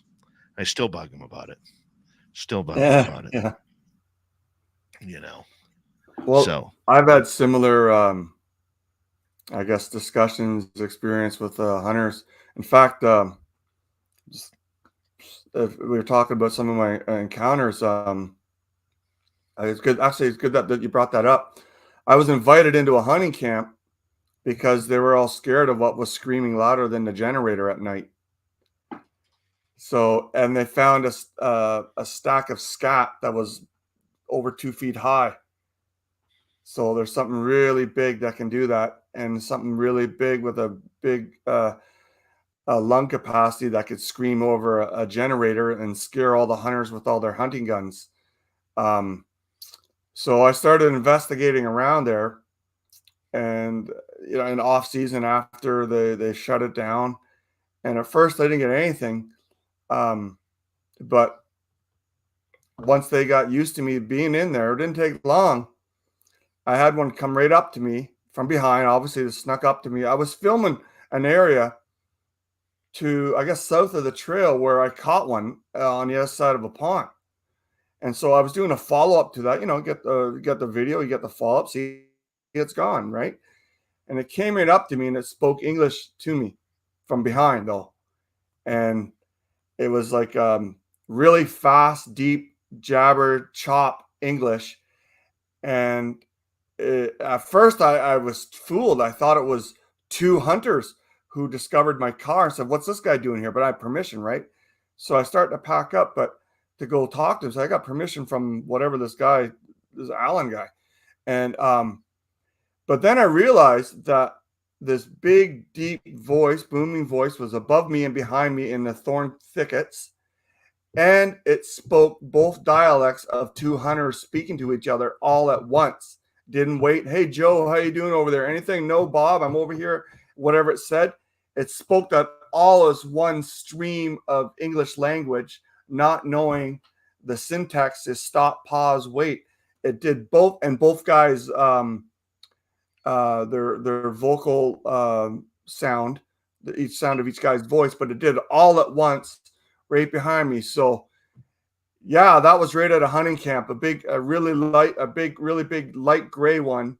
I think it was the really big light gray one came up behind me and spoke English to me at a hunting camp within a month of the hunting camp shutting down. I don't know the exact date now, but yeah, that was, I think I put a video, the big Sasquatch spoke English. But yeah, that's what happened to me right inside a hunting camp of some non-believers. So yeah, there's a hunting camp story for you. Why do you think so many hunters out there are still adamant this creature doesn't exist? Well, it's because they haven't been scared out of their pants yet. Because we got to remember, the Sasquatch see them first, see their rifles, see them showing up with a gang of guys, right? So like, okay, so if we make our presence known, all these guys will shoot at us. They see hunters killing deer. In fact, another hunting story where I was investigating around a hunting blind, a deer blind, and I was doing a reenactment of why I chose this area. The deer blind was new, but I went into this area again. That's the same area where I had one come up behind me and smell me and then take off running. I went in because there was a big rock pile, and I was going to use the rock pile as part of my Ape Canyon where the miners just came from the mining stuff. I was going to say, well, here's a rock pile whatever, and I was going to use that as part. But I was back in that area. The hunting blind was new, and when I turned around after looking at the rock pile, there was a big 8-footer standing about 15 feet behind and to the right of the deer stand watching me. And I showed one of the hunters, the guy that I showed the one guy pictures. I got permission to go in there, and that's when I had the one speak English to me. And then I got the follow-up footage of a big black one. I showed to another hunter, one of the guys that was hung around that time, and one of the guys that snickered at the property owner when I got permission. I said, "Oh, you want to see one in your hunting area, right behind one of your blinds?" Yeah. So I showed him a picture on my phone of a big black one. There's the chest up, sticking above the tree. The tree's whatever, a 7-foot tall sumacs, and he goes, "Oh wow, flat nose like a gorilla." So yeah, that's no bear. That's no 8.5-foot tall bear watching me out in front of your hunting blind, looking at the rock pile. So I made another hunter believer right there, and they both said, "Yeah, now we're going to be afraid to use the outhouse at night." So that's another hunting story for the hunters out there. It's funny. My buddy Mark says in the chat room, hanging out with Dave equals weird crap happening around us. See, I get blamed for this, Blaine. I get blamed for this. You know, but all you're your right. fault. And it's always my fault. That's one thing I've learned about Mark. It's always my fault, but it is his fault that I'm growing addicted to shooting guns. It's Oh his yeah, fault. they don't like Yeah. guns. So if you did, I know you need to carry weapons out there in BC. You got aggressive black bears and stuff, but that will definitely slow down the progress of your rapport with them if they see you carrying them. Even though You know what? You know it's what not we for do? them, but What we do is one of the first things that we do when we get into our spot, because we usually do go into the forest armed.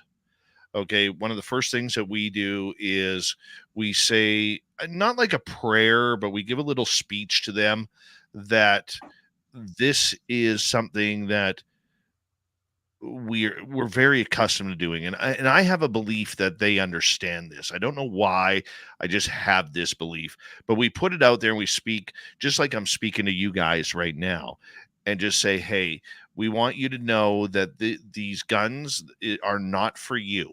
If we see you, we will not raise these guns to you. They are here to protect us from any predators that are out there that may not know what we are doing in this area. But if we see you, we will not raise the guns to you. And that, so far, putting that mantra out to the forest, it seems to be accepted. I don't know why I feel that way. Maybe it's just a relief thing for me. The skeptical person is in me is saying, this works, but it just seems to. I'm sure there's some, skeptical Sasquatch out there who believe that, yeah, right, you're a human, you guys shoot up everything. yeah. But for the most part, I do believe it works because it hasn't hindered our progress in these certain areas. And when they have got close to us, when you're hearing the heavy footsteps, maybe 40, 50 feet from you, that it must be working because we haven't raised a gun. We haven't went for the guns. You know what I'm saying? Right. Yeah. Well, if you've seen them in daylight, then if they let you see them in daylight, then you know that they're okay with you having a gun, I guess, for protection. If they show themselves in daylight, um, they know probably that we don't have the same eyesight as them. So, but yeah, there's a trust thing there, obviously. Otherwise, you wouldn't see or hear anything. Right.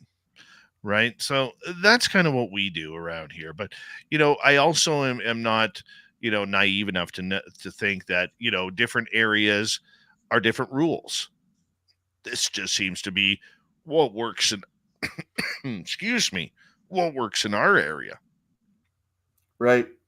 Right. Well, um, yeah, Well, let me I get was let me saying, I go was ahead. saying before the break, what I've done, even with my monopod with the spike, which is basically just a branch to them.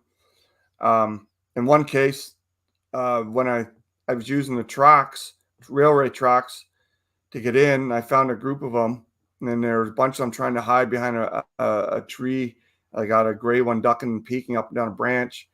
Another time I went back, I left a gift. I don't usually do a lot of gifting, but and initially sometimes I do, just so try to relax the inv- um, the group, that the fear, the intensity of it, so they don't hit me with the wall of dread or anything. Um, but when they followed me to one of the clearing areas, that trick I use, I seen a big female with some kids around her and a male a bit bigger than me, well, probably 7 feet-ish or so, but still a young male. I've actually taken my monopod and I've cast it aside and I've taken my knife out and I've thrown it on the ground. Just an act of that they're not for you. But I know you do that with a rifle, it could go off and shoot one, right? So I guess you don't want to do that with a loaded rifle. But yeah, I've actually done that where they follow me to the edge of the tree line, and I've thrown away my put down my weapons or stuff I could use as a weapon, just to let them know, hey, I'm not after you guys or anything. I'm hiking through this area, and just interaction a little bit. But yeah, I've done that. And so I don't know. I guess you can't really do that, but yeah, they're smart enough to know what your intentions are if you don't pull up you don't raise your rifle every time you hear a branch break. So yeah, I agree with you on that. You've had an encounter where you have actually touched a live Sasquatch. What was this like? Take us start to finish.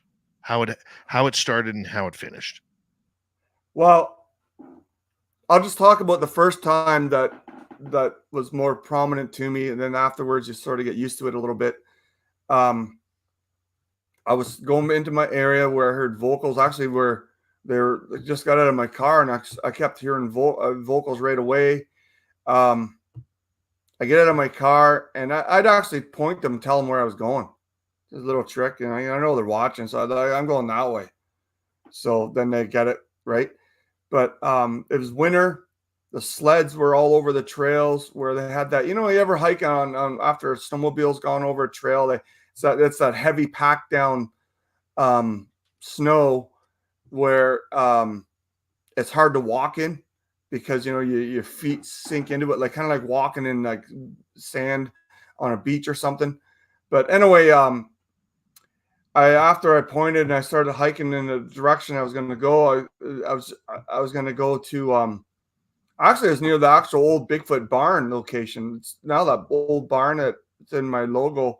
It's actually down, but that's where I was having encounters around. And in this particular one, I was on the way there, and I was trudging along in this heavy snow from the snow packed from the sleds, and you're swinging your arms trying to keep momentum, and on the backswing of my left arm, it purposely strode into my hand so that the timing of my backswing and my fist would punch her in the high thigh. So that puts her about 2 feet or so taller than me if I'm hitting her in the thigh. And the thigh is at like the 4 foot height or whatever you max out your angle of your backswing. And I was kind of shocked. I went into I'm like, oh wow, this is too close. You're supposed to be over there so I can see you, film you, and you know what I mean? You're supposed to wander away or whatever you do. Not like, bumping into my hand or me hitting you. And so I was actually kind of shocked by it. And I went further ahead right after it. I sniffed the air, and actually right after I punched her, I want to know that I knew what just happened. So I held my hand up. I looked at my hand, right? Trying to oh, okay, yeah, I get it, what you just did. But I was shocked. I went ahead on the trail a little bit, and there was a down tree, a log. And I went and sat on the log, and I was kind of dumbfounded by it. I'm like, this is still when I was trying to get used to them doing this. And yeah, so I went and I sat on a log and I just stared at the snow. And I said, what everybody's learned about these beings is all wrong, right? Because not everybody, but most of the general public is going off of what they learned from watching the Patterson footage and the Freeman footage, where, you know, maybe some other clips where you see one and they leave, right? And there's no clear footage of them coming right at you in daylight and letting you film them and say, okay, right? But that was a female trait that they, you know, you catch a female, they leave, but the males will come at you. But in this case, I think it's my Bigfoot girlfriend trying to let me know she's interested. She came right up and purposely strode into my backswing of my hand, and I punched her in the leg. And that's the same one that was smelling me later on, I think the next summer and everything. But yeah, I was just shocked by it. And I went and sat down on a log, and then I eventually just, you know what, it kind of threw me off. And I went back to my car and hung around the car a little bit until I regrouped my thoughts. And yeah, I mean, it was a game changer, let's so to speak. So yeah, that's what happened the first time. Wow. So there's been more time since then? Yeah, just, you know, like you graze them, you know, they might lean into you when you're walking by, because, you know, they raise their energy level and you can't see them with your eyes. Your camera will film them, or if you have a dog, I used to bring my dog and still see them. But yeah, just like, you know, Duke would say, they're coming up on you over at World Bigfoot. They're come up on you, counting coup or whatever, come up. You know, the little ones see how brave I am. The juvies come up and they'll scratch your backpack on your way by, or they'll tug something.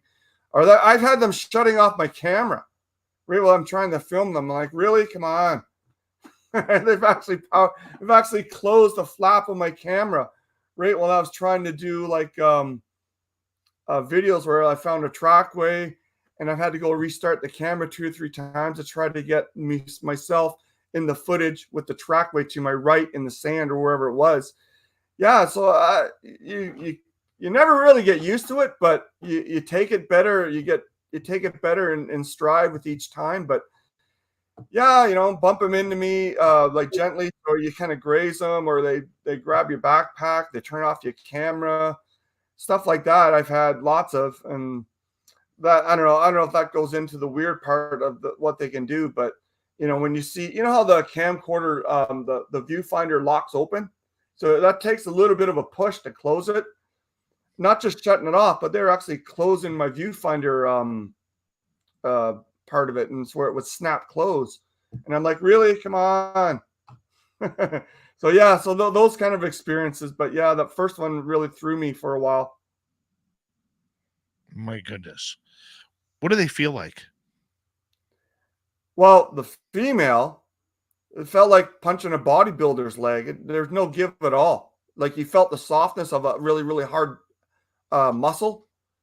Like, you know, punching like a 8-foot tall bodybuilder in the thigh or something like that. No, like, you know, you felt the softness of it, but there was no give to the muscle at all, where there was like a tremble from the muscle being hit or vibration. It just kind of hit, and then just slight indent, but not very much, and then nothing at all, no jiggling at all. The muscle, they're ripped. I mean, even the females are just like, you know, they got a really high muscle density tone or whatever going on.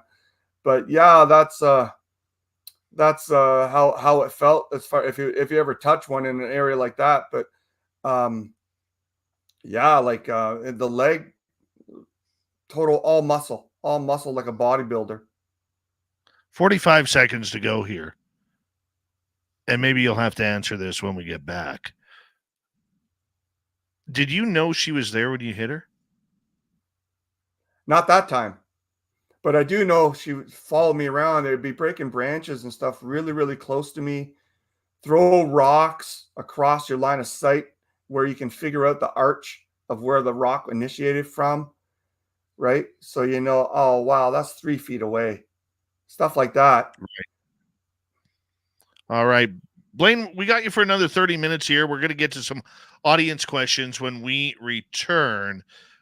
But Blayne Tyler has more Sasquatch stories for you here on Spaced Out Radio. Ontario Sasquatch is what we're talking tonight. I am Dave Scott, your host, and this is Spaced Out Radio. We will be right back, everybody. Stay tuned.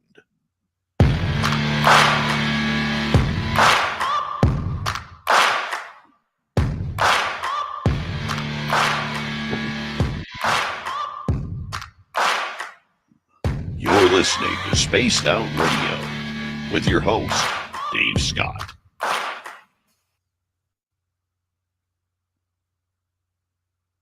All right, we're clear, buddy. Yeah, hey, I mentioned in the chat that I learned this last time I was on this show. I turn off my YouTube when we're on, and then I turn it on in the commercial breaks because it damages or slows the internet signal. So I did mention it to it that, I can't respond because it makes the signal a little bit weaker for our show. No worries, dude. No worries. I'm just happy that we haven't had any issues tonight. That's been awesome. Yeah, I pulled out my old laptop and that you can plug into. The other one's a little bit clearer. On my end I see a little fuzz, but this one I can go straight into the hard line of my modem there. So I remember that from last time. And I think I've done that for a couple of Duke shows just to give it a little bit better signal. Our internet's crap here in rural internet in Ontario, so I joke around that we're on AOL still. I get it, buddy. I get it. It's all good.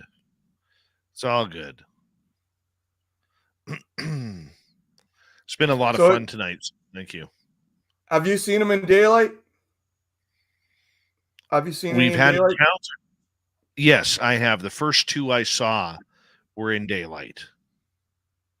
One was doing the tree peering behind a big Douglas fir, and he was kind of giving his face in and out. And the second one was about 100, maybe if this guy was at noon, this guy was at about 1:30, 2 o'clock. This guy was at about 100 feet. This guy was about 70, 75 feet. And I watched him walk right through these branches that were shaking. And so it makes me think there were three of them that were there because something had to be shaking those branches. But I got a full right side and back profile of it. It never showed me its face. Never showed me its face at all. But that was about a 7.5 footer, probably 350, 400 pounds. It had the brownish red hair.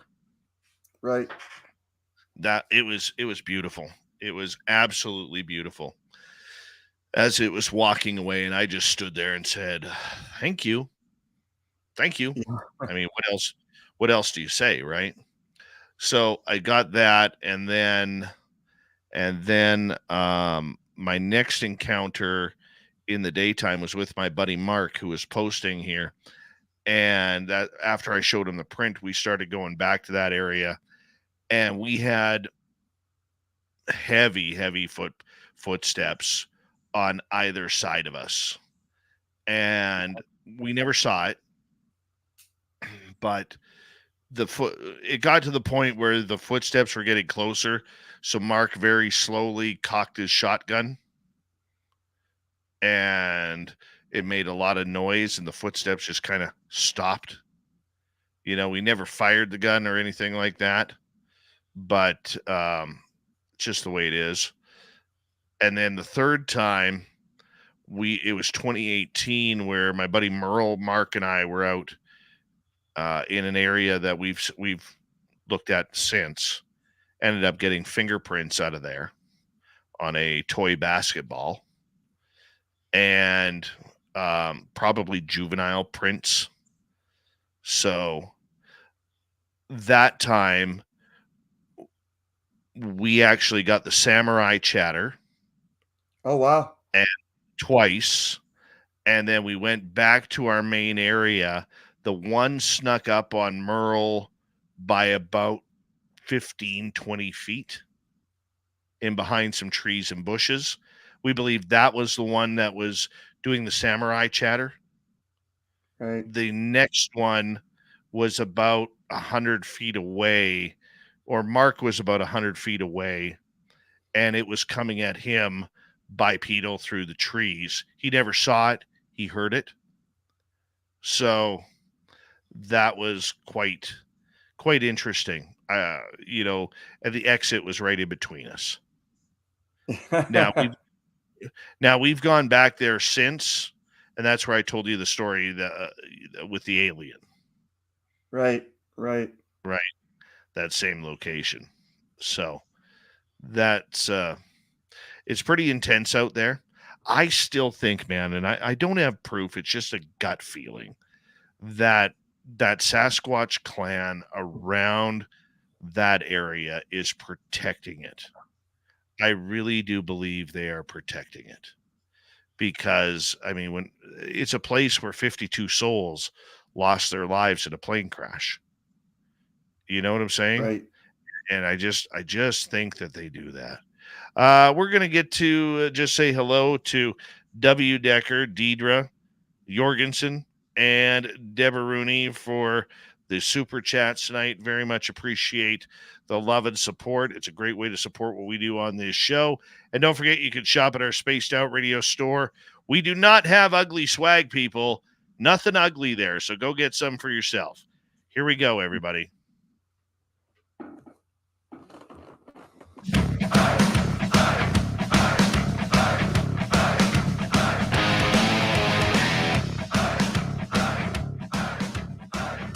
All right, here comes the second half of Spaced Out Radio tonight. My name is Dave Scott. We very much appreciate earning your listening ears wherever you are on this beautiful planet we call Earth. Hey, I want to remind all of you that it's always free. What's always free? Our archives. You can get them on YouTube, or you can get them on any major podcast network. So let's just head on over there. Don't forget to hit subscribe or follow. We do appreciate it. Our website, spacedoutradio.com. We have a plethora of features for you. Rock out to Bumblefoot, read the news wire, check out our swag. On Twitter or X at Spaced Out Radio, Instagram at Spaced Out Radio Show, and on Patreon in the Space Travelers Club.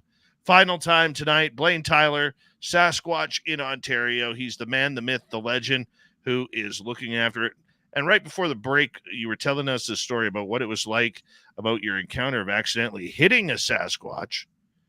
Felt like hitting a guy or a woman who spends about 8 hours a day at the Muscle Beach in Venice Beach, working out, the big thighs, needing a shave. How did you know it was a female Sasquatch?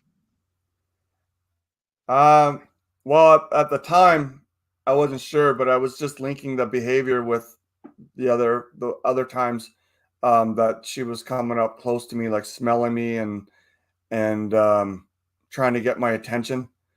And I mean, I've gotten some pictures of her, I think, one in the grass laying down and stuff like that, and trying to, where there's no other cover when you get caught in the open areas, like I was mentioning, how I used to cut across an open area, then turn and film. So if you're big, you have to lay down. But I just, I've seen her, but not seen her, you know what I mean? Like she still hides and all that. But yeah, I've never had any of the males behave like that. They'll come right up to you, but they're not like bumping into you and trying to get your attention and stuff. But I mean, I guess there was a chance it could have been one. But I just think it was this female in particularly that I don't know if you've seen any of my shows or even at the NBC this year. I played the vocal of her responding to me when I do my call, which I don't usually do a lot of calls because I don't like to give out my presence. I don't tree knock a little bit unless I want to let them know, hey, I know you're here. But the vocal I played, I did my little call, and I don't try to mimic them. I just have my own call, and then she'd respond to me, and so it's just the evidence around the encounters that this one's a female, and then and then like I said, her purposely, it wasn't accidental on her part. She purposely strode into my hand to make sure I hit her, and then the other incidents with her too. So that's how I just came to the conclusion. I think this is a female. So I must have impressed her enough. So I was kind of worried about where's her boyfriend? Where's the male that was interested in her? Or male's interested in, they might get mad that, she's interested in this small, pale skin human, right? So I was kind of worried about, where's her big boyfriend? So yeah, I wasn't worried about her, although, the females are very strong too. They can easily flip a truck if they want to. She could have easily grabbed me and carried me 20 miles into the bush, and that'd be it for me if she wanted a permanent Blayne Tyler boyfriend. But yeah, that's how I came to the conclusion. Oh, it's got to be that female, the one that's been coming up close and closer and closer and doing things.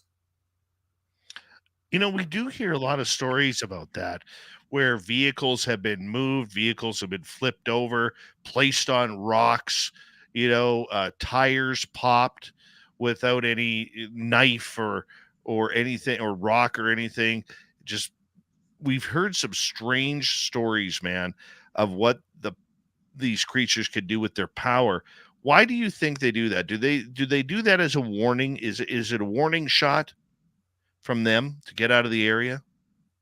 Well, I guess sometimes it could be. I mean, I don't know if I had experienced some of that, then moving your car, I think, would be a little bit of maybe a territorial subtle warning. I've had them slap my car on the way by when I got too close to a shelter. They built in this case, they built a little lean-to shelter too close to the road that I noticed. And I got out and I investigated, literally within strides of my car. And then on the way back, I guess mom didn't like that, or whatever, maybe dad or someone, but one of them slapped the side of my car, my van actually at the time. So yeah, I think some of it is a warning. Maybe in other cases, just a bug. Sometimes it could be just, yeah, hey, we're here right beside your car or right beside your tent. See, we're going to move this boulder. We're going to move this tree down. So sometimes they're letting you know they're there. Sometimes they're like, giving you a little bit of a warning. And other times it might be just being playful curious, depending on what they're doing. Like, turning off my camera and stuff like that, right? Standing right beside me. So yeah, that's some of their tricks that they can do. And of course, you learn all about their tricks firsthand once you get in the woods and things like that. And that's actually when I started researching, the first thing I did was I didn't use anybody else's methods. I started from scratch with what I knew from intuitive in learning from being around them. I didn't use anybody else's. I didn't use any big groups things, because the way I figured it, if they don't have any footage or anything, then I guess their methods aren't working, right? So like I said, it took me 2 hours to find and film a whole family group using what I knew, and then the learning curve got easier and easier. But yeah, I think they're just in different ways. They're letting people know they're there. They're giving you a warning. Maybe we don't want your truck in here, or we don't like your noisy quads, or maybe they're just messing around, like messing with Sasquatch, or just reverse. They're messing with people by moving your car over a boulder or something like that, your tire on a boulder or something. But I mean, you'd have to be there to read the situation. But yeah, if they're damaging your car, that's definitely a warning. I get that. Let's get to a couple audience questions here as we go to Sierra right off the bat. Blayne, do you believe that Bigfoot is an actual 3D being or an interdimensional being? I think they can be both. I mean, you can film them, touch them in our dimension, but I've seen them. Like I said, I went into this with an open mind, and I didn't want to, yeah, sure, some of the things you could read could be true, could be just people trying to get on, make a name for themselves or whatever. But one time in Algonquin Park, one of my encounters in Algonquin Park, while I was waiting for the outdoor show to begin, I seen a female and some little ones on this little, not an island, but where it jetted out on a river. So I tried to communicate with it. Right. So I'm at the very far side of Algonquin Park. It takes an hour and a half to drive across. And we camped on the very east side of the park.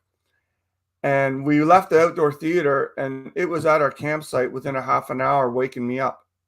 So you can't do that. You can't go across, 100 miles of or 80 miles of swamp and lake and rivers and find me right in the middle of my campsite, right beside my tent, without them having some kind of special interdimensional travel ability, because they've shown up as soon as I got out of the car when I wasn't even footing. And and even camping, they're in our campsite in daytime. Lisa and I could smell them. So I think they can go interdimensional and travel wherever they want. And that's also maybe how they can follow you around, like they mark you somehow. It's weird. Do you think they're picking up on your scent? Do you think they're picking up on your energy? What do you think it is? Oh, wow. Well, I don't think it's scent. I mean, maybe if it's in the area, but I think they can tag maybe your energy that you give off, your signal, your everyone's maybe got a different version, different variants of energy. Like maybe Robin could tell you, Robin Hazer. But I think they can mark you, and I think they do it in such a way that even if like the local ones, they know that you're friendly towards them. And then even if the ones might portal in, but the local ones know you're friendly. And yeah, so I think it's some kind of energy signal that you give off that they can bookmark. And then they know, right? Because I've had them show up when I wasn't even footing, even on like a trip to the dump or something. Like we have to take our own stuff to the dump, and you go to a different area to get by, and bang, they're right there. They're right there, 4 feet away. I think my girlfriend showed up, and I could smell her. And this is like an area that didn't have any garbage that was like just the smelly stuff. This is just getting rid of where you put a tire or something. And yeah, I think it's like an energy bookmark that they can do. All right, let's go to T-Bone. What's the tallest Sasquatch you and your wife Lisa have documented or seen? Well, definitely the 17-footer at the Sass Dunes 10 years ago. It's the anniversary this year, 10th, but there's even bigger ones in behind it. Now, I'm not saying that's the biggest one I've ever seen anybody film. There was one in Alaska that someone got a clip of, that was a survey crew that looks maybe a little bigger than mine. But the problem with that was they didn't go back and get any scale of the trees that it was towering over. The trees could be stunted subarctic trees. They don't grow as big. They might be older, but they don't grow as big. But mine was documented. So 17 feet, maybe even some bigger ones that, they were kind of cloaking even bigger.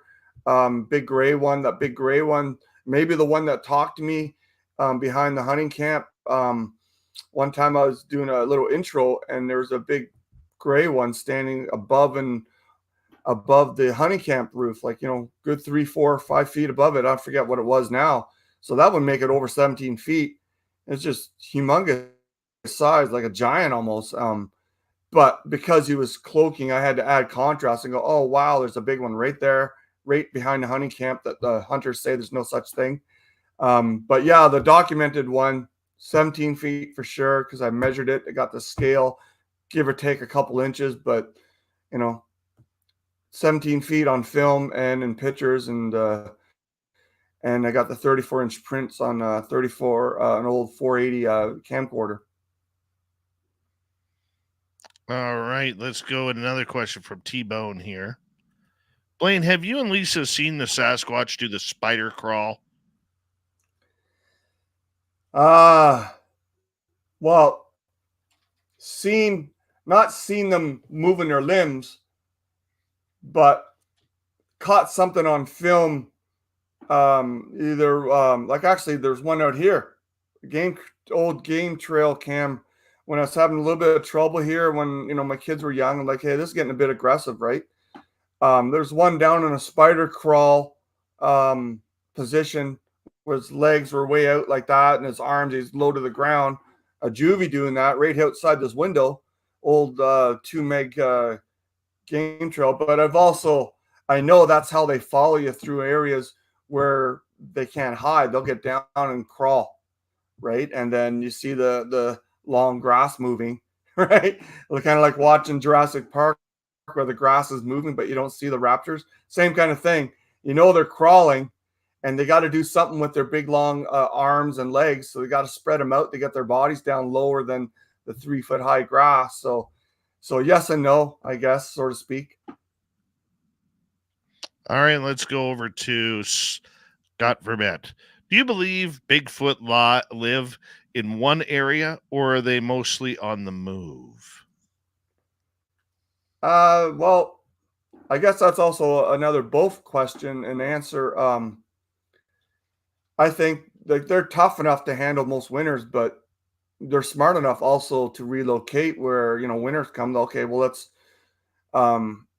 go to an area where there's better, more game, or the water's still open. Not that they can't smash the ice, but they have areas where they live, and like where I am, they don't need to move around. So then they stay put, right? But I mean, nothing's stopping them from going further north here.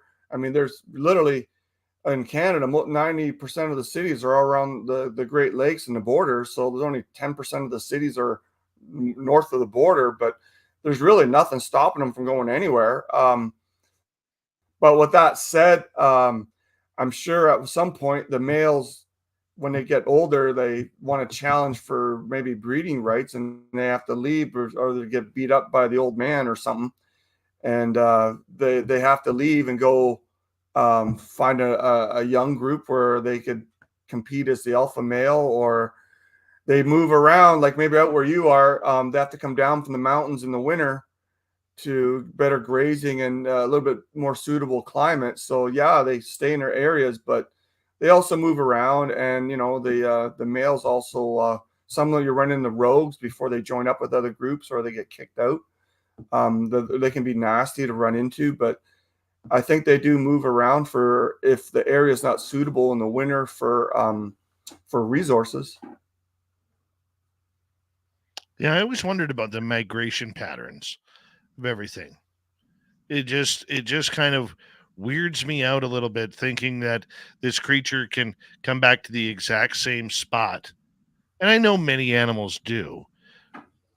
Or if it's there all winter, if it's living in inner earth, if it's living in caves, because we know some of them have the ability to create fire, or if it's following the deer or the elk or the moose or the rabbits or whatever it may be. I just find it very intriguing how it just kind of, we can't figure out if it migrates or not, I guess is what I'm saying. Well, I'm sure that occurs in some circumstances where, I mean, you take the mountain ranges out there. It's like a highway going further south. Why wouldn't they? Why wouldn't they go further south instead of trying to survive in -20 all the time?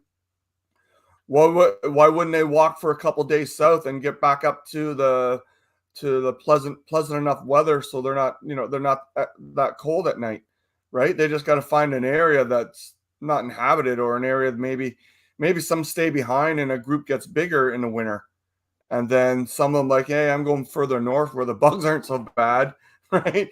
And are further high in the altitude.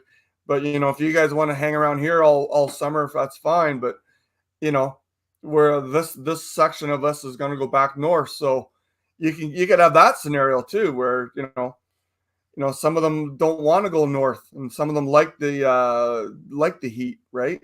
And then or maybe they want to get away from the bugs and they go further up in the mountains or whatever. But I'm sure some of them migrate, but it depends on what the migration limits, the definition of that would be. Like, would you consider a Sasquatch walking 100 miles? Is that migration, or is that just him walking to the outer boundaries of his territory? Never know. 5 minutes ago here, have you had encounters in those same areas with Dogman? Yes, I've had Dogman, or Duke would call him Gugwe there. I think I might have had an encounter with a Wendigo at one point. Yeah, we got them all. They're just, they're just not as prevalent as the typical classes of Sasquatch with the flat noses and stuff like that. We got the hybrids with the shorter, stockier noses, almost bear looking. Hence why the OPP call them bear men. That's our provincial police, state police kind of thing. And then we got the ones with the longer snouts, kind of like the Beast of Seven Shoots. I've run into those, and that's like I said, the one with the gray snout, the gray hair. That's the one that cracked that limb over me. I've run into one that almost looks like a rake or a Wendigo, maybe even a shape changer kind of thing, a skinwalker on a railway, where it was casting the wall of dread, and it made me switch tracks. And I did film it a little bit, but I was too scared to look at it. What was causing me to move from the north track over to the south side? There was a parallel side of tracks. And that thing, it had a bit of a snout, but also was really weird looking for a dogman. So I don't know what that was, but I mean, at the time, I classified it as dogman or some kind of variance of a dogman. But yeah, I've run into those ones, and those ones are usually a-holes, so to speak, if I can say that, with the EH. But yeah, they're nastier, they're more aggressive, they show their teeth. I've run into a bunch of them once, 4 of them at one time. After I spotted a big female class 1 out in the open, I went to get a follow-up video of her because I just took a picture, and 4 of those things came right to the tree line. They all had snouts, and they're all smiling at me. I guess they were happy to see me up close. I don't know. So yeah, smiling. Have you ever had encounters where the Sasquatch and Dogman have been violent towards each other? Territorial, maybe? Yes and no. I didn't see what class it was, but I walked from one clan on a hydro cut after I didn't want to get so close because they were zapping me all the time, and I was worried about them causing injury with the zapping, which they can do. I walked on the hydro cut a lot deeper than I normally did, and I think one clan that were following me, some of the members ran into another clan, and there was a fight. I could hear it, and it sounded horrible. Branches breaking, screaming, grunting, big loud thuds of fist on muscle kind of thing. And their screams, which are pretty scary, and it was over in an instant. So one challenged the wrong one, being it challenged something that was bigger or stronger, and it was over in 30 seconds. But it was horrible to listen to. I left. I just cut right. I took a bead on where the closest dirt road was, and I didn't know what was going on. It sounded like that, but yeah, I've heard them fighting, and it's a horrible thing to hear. That I don't know, but I'd want to watch it because that means you're too close, right, to really upset species that could easily tear you apart. But yeah, I've had that happen. That's back when I didn't have a good enough audio recorder to record the sound. I was just using a cheap conference recorder. Otherwise, I would have had the screaming and the thuds all recorded of the fight. Oh wow. I could just imagine what did it sound like? Oh, it was horrible. It was like, have you heard them scream with their 3 or 4 vocal cords, whatever they have? But it was kind of like the I'm going to say this name wrong, the pulley up screams in Washington, the painful, angry screams. But Okay. it didn't last. There were shorter bursts of it. So yeah, I mean, it was horrible, scary to hear. And even for researchers that've been around them, it's like you don't want to be around them when they're in that mindset, because you're just going to get in the way. And when they're like that, they're not trying to be nice anymore. They're just they're bent on destruction of fighting over who's the bigger alpha male or something. Something was going on. And I went back and investigated that area after a month, and yeah, it looked like there might have been like blood on the grass and stuff in certain areas on the moss and that. But I mean, I had my old 480 or whatever at the time, my old potato camera, hardware store camera. But yeah, I mean, that was horrible to hear. But I did go back and check it out, and there were broken branches and stuff like that, and the grass was all trodden down. So yeah, pretty scary stuff. 25 seconds to go here with you, Blaine, and thank you very much for coming on the show tonight. And please give our love to your wife, Lisa, who's sleeping right now. Tell us Yes. where we can find your information. Oh, well, I got a YouTube channel, Blayne Tyler. I think they might still have the old tag of finding Sasquatch, where I want to show people how to actually find them. It's more awareness for me. And then I got the Bigfoot Barn, which is like a micro show within where I do educational talks. But I'm also on Facebook, Blayne Tyler and stuff. And that's where you Right can on. find me. And Right on. thanks for having me You're on, listening Dave. to Spaced Out Radio with your host, Dave Scott.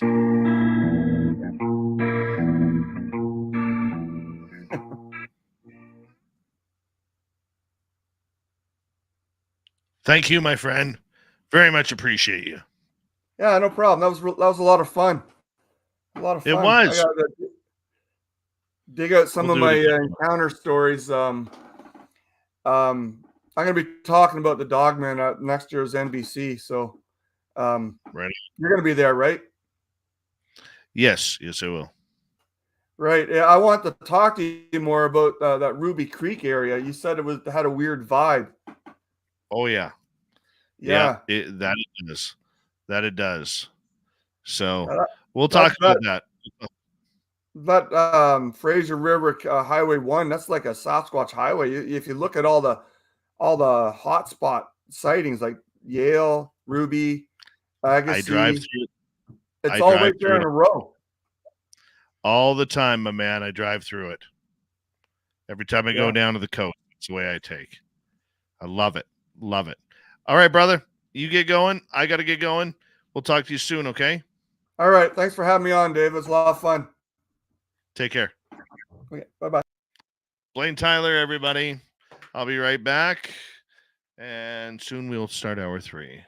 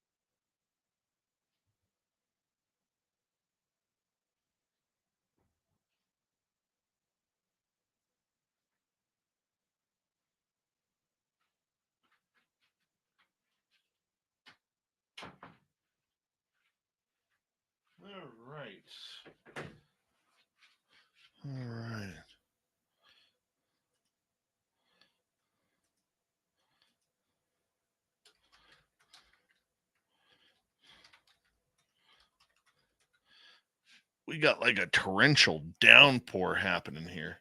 Surprised you can't hear the rain falling. Holy cow.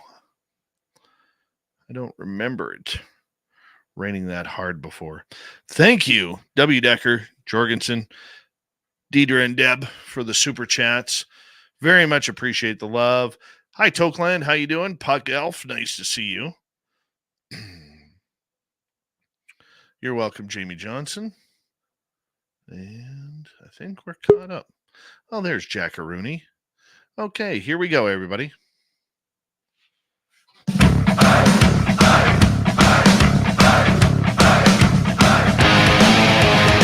All right, third and final hour of Spaced Out Radio is now underway. Thank you for joining us. My name is Dave Scott. We always appreciate earning your listening ears. Hello to everyone listening in on our terrestrial affiliates around North America. We love having you with us each and every night right here on the show. Hey, we got the password. Yeah, that belongs to the Desert Clam, who sets the password each and every night right here on Spaced Out Radio. Gamma-Sisman. Gamma-Sisman is your password. Use it wisely, space travelers, as the Clam sets the password each and every night right here on Spaced Out Radio. Our website, spacedoutradio.com. We have a plethora of features for you. Rock out to Bumblefoot, read the news wire, check out our swag as well. Follow us on X at Spaced Out Radio, Instagram at Spaced Out Radio Show, and on Patreon in the Space Travelers Club. It's that time of the night we say hello to Steve Stockton from Among the Missing and another creepy story. Hello, friends. Welcome to Among the Missing YouTube channel on Spaced Out Radio. I'm Steve Stockton, and I'm about to take you on an unbelievable journey of people just like you. Their stories and encounters will haunt us on Among the Missing.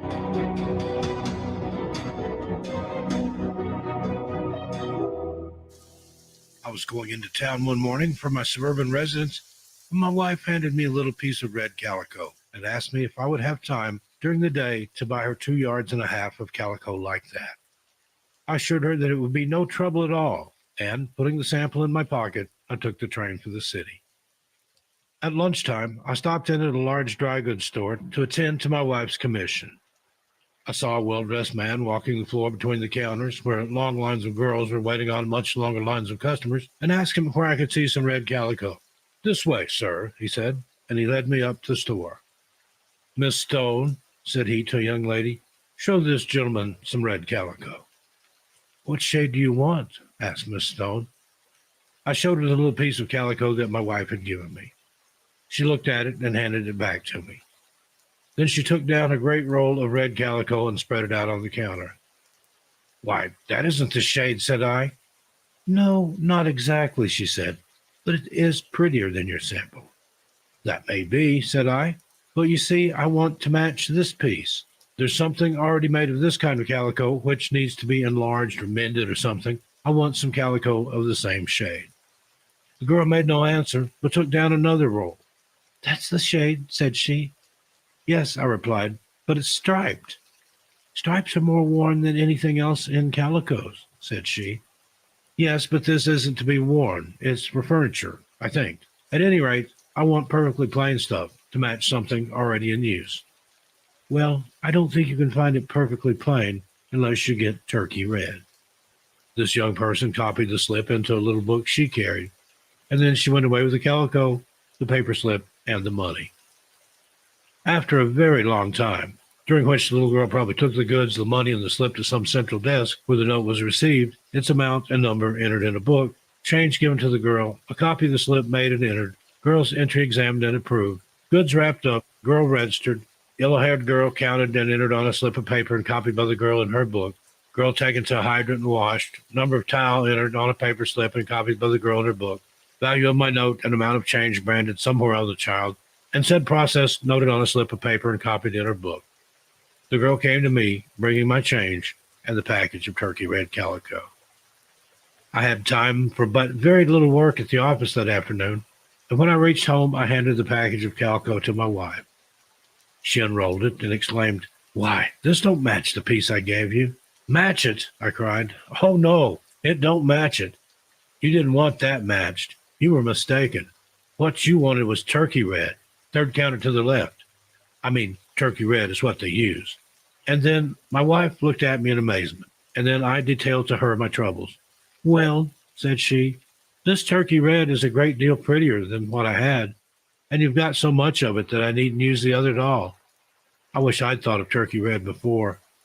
I wish from the bottom of my heart you had, said I. Thank you to Steve Stockton for another great story. We will bring him back tomorrow night to kick off hour number 3 as well, because we love his stories around here. From the missing to the mysterious, let's bring in Jackie Harmon, the Cryptid Report.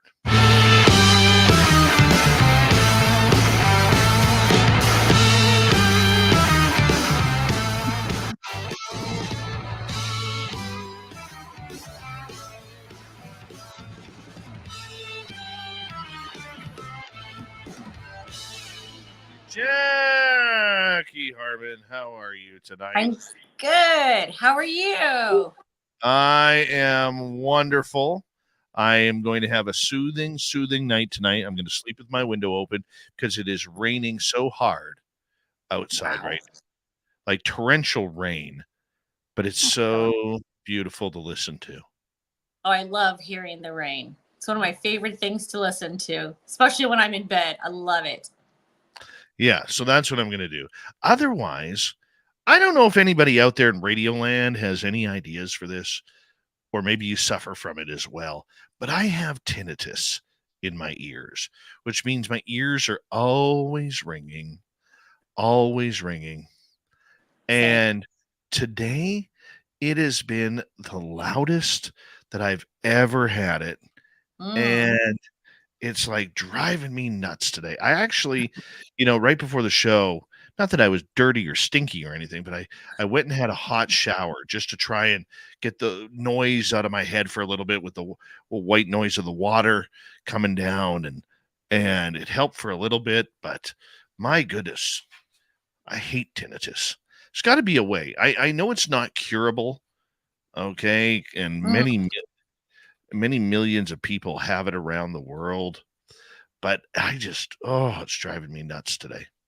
Driving me nuts. I actually have the exact same thing, and I have something that actually helps me. My kids have these noise counselors. How do you say it?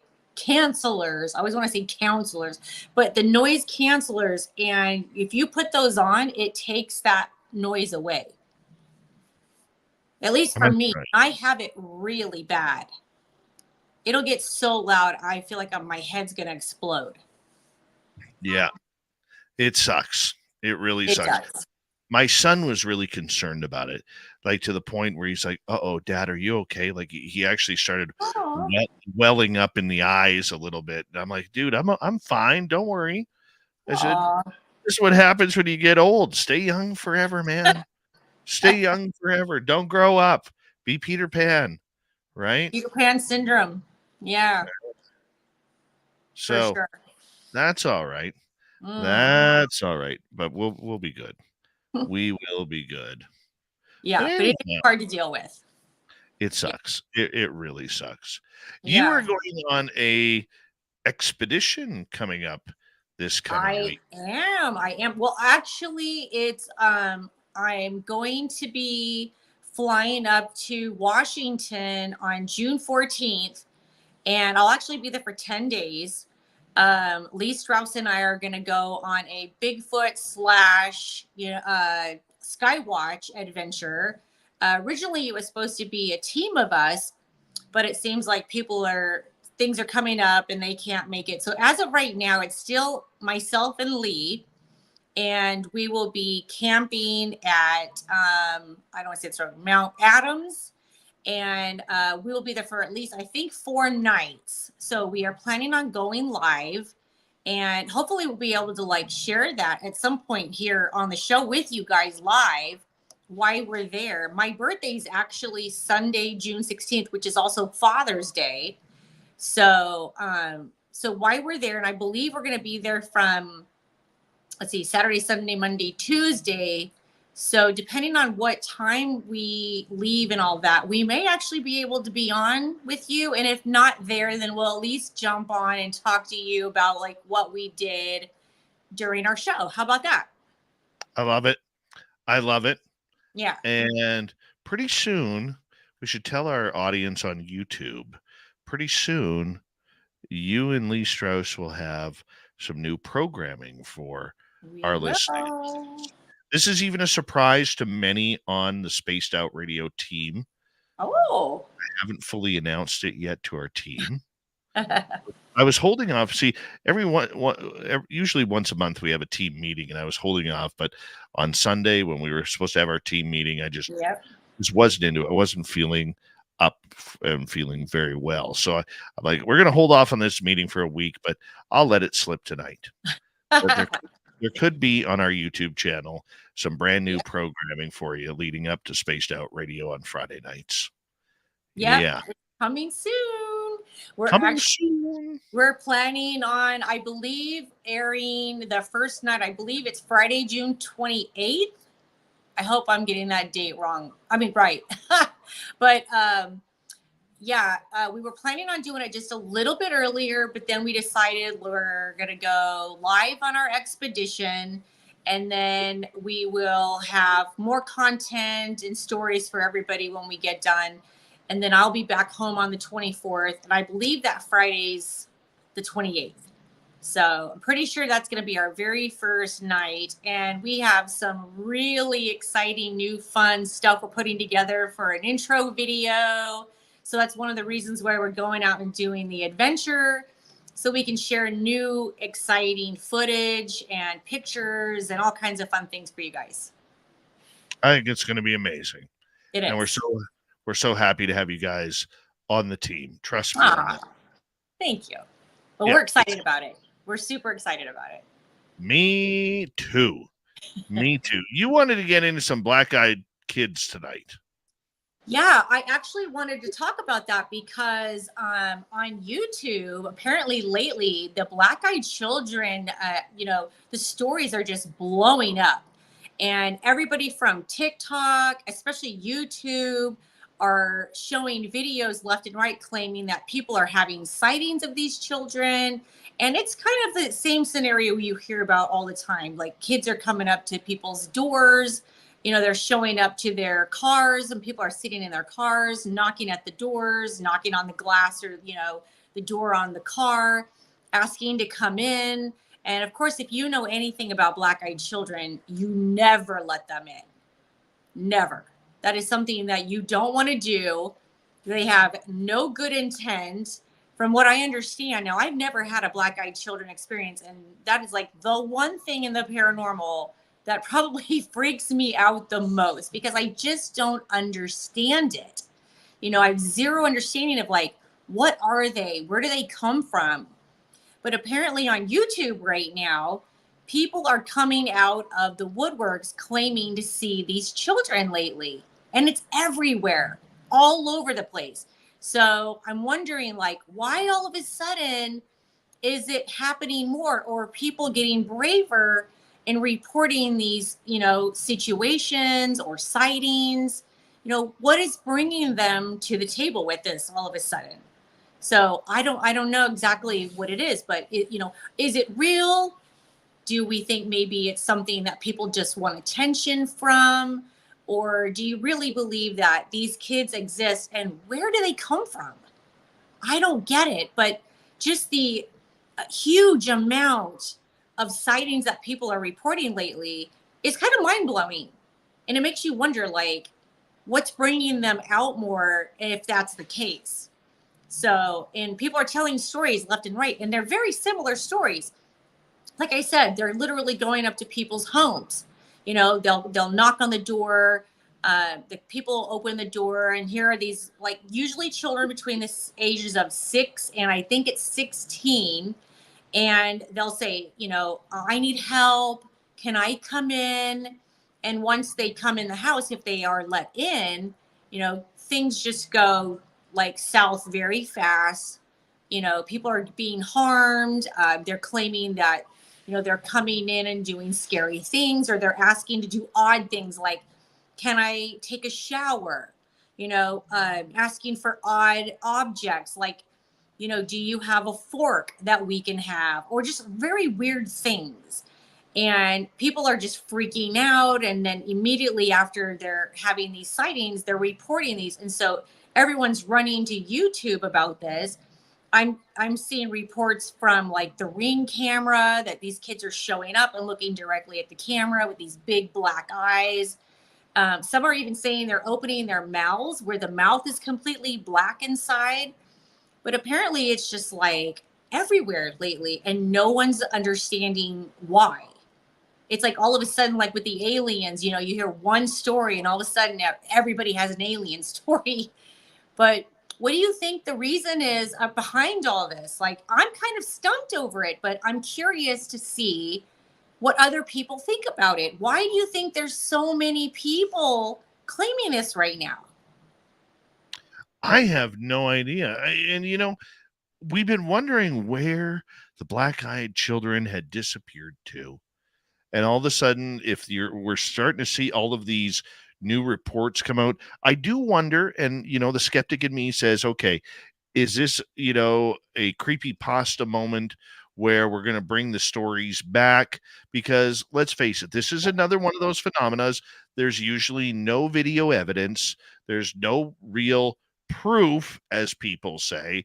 We're taking people's words for it on it. But, it doesn't surprise me because a lot of these cryptid type encounters happen in cycles. And I appreciate you agreeing with me on that, because all of a sudden a phenomena can disappear for a number of years or go quiet, maybe not disappear fully, but go quiet. Then all of a sudden it comes back with vengeance again. Yes, So, like it goes dormant. It's weird. And then it just comes out like all of a sudden. So the stories that you were hearing on YouTube about this and kind of the return of it all, does it, in your professional opinion, seem more creepypasta storytelling type of encounters, or do you think these are actually real encounters with real people having real experiences? Well, I'm kind of on the fence about it because, I feel like a lot of times on especially social media, a lot of people like to jump on the bandwagon of whatever's the new thing. So that's where I'm kind of like, okay, well, what do I think? Do I really believe this? Is it myth? Is it legend? Or is it real? Are these people really having these experiences? Or is it just, okay, someone said it, now I have my own story, seen it or not seen it, I'm going to say I did, So it makes me wonder, but the fact that people are claiming that they're capturing more and more on camera that's the proof. Like if you actually have those receipts of proof, I want to see them, when you think about it nowadays, there's cameras everywhere. People drive with cameras, parking lots, stores, homes, you name it. There are cameras everywhere. We're walking around with them in our hands. So it does make me wonder, is there just more proof of it now? Are more and more people actually getting them on film? Because there actually is now, I looked it up, and there are actual videos of these kids walking up to the doors. They're knocking at the doors. They're asking if they can come in. They're making contact with people. And then they ask for odd things. They don't just ask for normal things like, can I use your phone, or can I use your bathroom? It's very weird stuff. Like, can I come take a nap? Like, can I come use your shower? You know what I mean? Like, these are just not normal things. So it does make me wonder, like, what is the hype all of a sudden? What is it? What's happening to make it come back, like you said? It's funny. Have you ever talked to anybody who's actually had a black-eyed kid encounter? I don't know if I know anyone personal, but I've heard so many stories through the paranormal, and I've often wondered, like, are they true? Is it something made up? But there are stories that go back to, some people are claiming that started in maybe, like, I think it was like the 40s or the 50s, and it could even go further back than that. But I have heard people say that these stories started quite some time back. So I don't know. I don't know. It makes me wonder, because, like, it's not something that is of the norm of the cryptic world. Like, I've never seen them. And the odd thing is, it's like the weirdest thing of all the things in the cryptic world. I think I'm afraid of one day having that experience with them. And I'm not even sure I believe in them, which is the funniest thing. And I A have no good problem for Bigfoot. right. A good friend of this show, Jacob Rice, he a couple years ago had a winter encounter with a black-eyed kid. So his cameras went off. He's got security cameras around his house, and Mm. he's got a family of 5 pit bulls. Oh, wow. And so he heard his gate buzzer ring, to the driveway, and he runs outside, or he happened to be outside with his dogs, or just heading outside, and sees this young teenage boy walking by the fence in a hoodie and jeans, and seemed to be all covered up. And he walks up to the gate, and he's like, "Can I help you?" And the boy says, "Yeah, I need to use your phone for a ride." And Jacob's like, "Well, something just seems odd here," because he lives in the middle of the country on a dead end road, and there's just not really a lot of foot traffic there. And Yeah. so on and so forth. This boy keeps asking him for his phone. And Jacob's like, "Well, tell me the number. I'll call it for you, and I'll put it on speaker. I'm not going to give you my phone through the fence." And his dog was acting extremely protective, not barking yet, but just that deep protective growl. Oh, yeah. Yeah. And the dog just was a little off. Mm. And so finally, the boy kind of says, "Okay, don't worry about it," walks away, and just vanishes. Oh, So wow. Jacob goes into his house, because he's weirded out by this, goes into his house, checks his security cameras, sees his dog on camera, sees him on camera. There's no boy there. Wow. Okay, now that's not the first time I've heard that.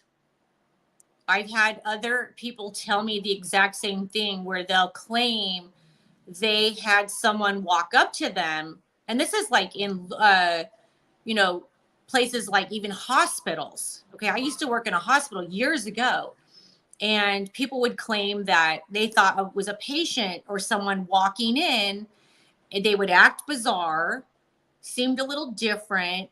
And then when they reported them to be odd, or, keep an eye out for this person, and went back and watched the footage, there was no one there, but you could tell the person was speaking to someone. But on the camera, there's no one else there. So I have heard that. So weird. Jackie, I'm going to get you to hold on right there. Mm-hmm. We are going to go to break here at the bottom of the hour. SOR's Crypted Report with the Jacksonator, Jackie Harmon, here on Spaced Out Radio. We're going to continue with Black Eyed Kids and other monster talk and review that comes up as we go. This is Spaced Out Radio. My name is Dave Scott, the guy with the most tinfoil you'll ever meet in your life. We'll be right back, everybody. Stay tuned. This is Spaced Out Radio and your host, Dave Scott.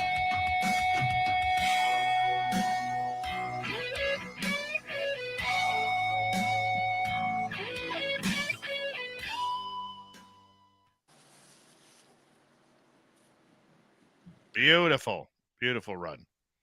Beautiful run. All right.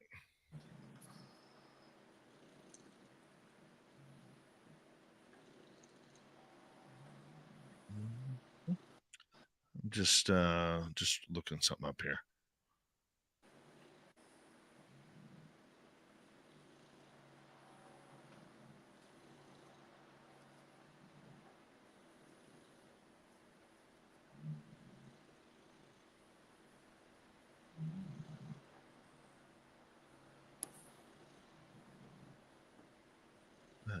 Come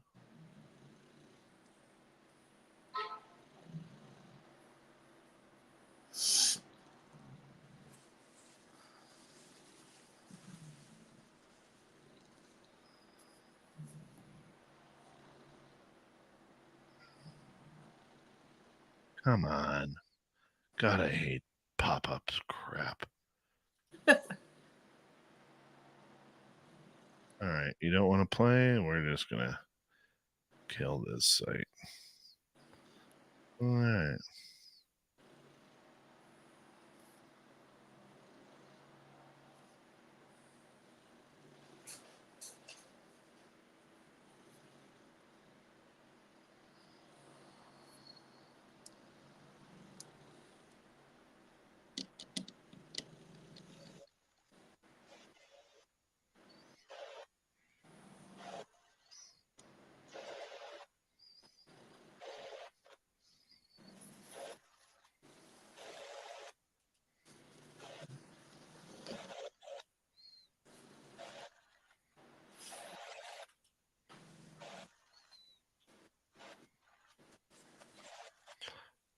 Give me a minute here. My computer's acting weird right now.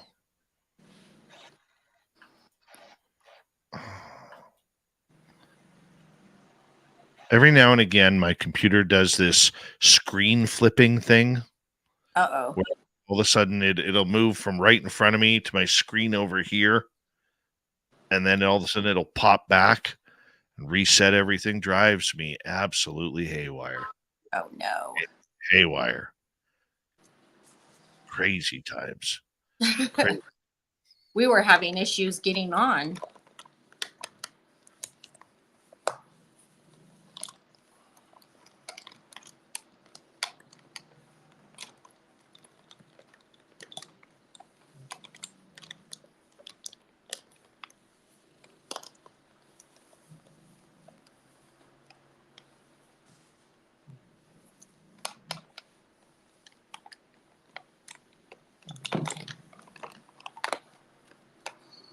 What are you eating?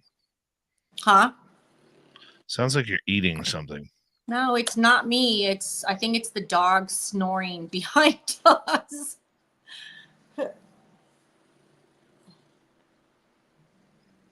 Can you hear them? No. Are you back home now? No, I'm still at Anae's. We're going home in the morning. Where's Anae? Over here. Anae. Say hi, Dave. Hi, Anae. She's What? waiting. She's a weirdo. Aren't we all? Oh, Anae is in the chat room. Look at her hiding out there. I just noticed that. She's in the chat room. I've been here staying. How long have I been here now? Let's see. Saturday, Sunday, Monday, 4 days. Guys are trouble. Yeah, I know we are. Trouble. I've been helping her move in, get all her stuff set up, so she doesn't have to do all this stuff alone. I hear you. We got about 1 minute here. Okay. You need to have Lee come on and tell you all about his crazy weekend. That was insane. Mm-hmm. That was nuts. Nuts. It was nuts. Crazy, insane. They got a lot of good stuff. Oh my God. Like not only good stuff, but crazy bad stuff happened, like insane stuff, like all the equipment shutting down at the exact same moment. Weird. And then Lee gets sick out of nowhere. Just weird crap. All right, hold on right there. Thank you to Barino, Deidre Jorgensen, and W. Decker for the super chats tonight. Appreciate the love and support. Don't forget, you can shop at our Spaced Out Radio store. We do not have ugly swag, people. No ugly swag. You can wear our stuff out in public and be proud of it. Trust me on that. All right, 5 seconds. Here we go.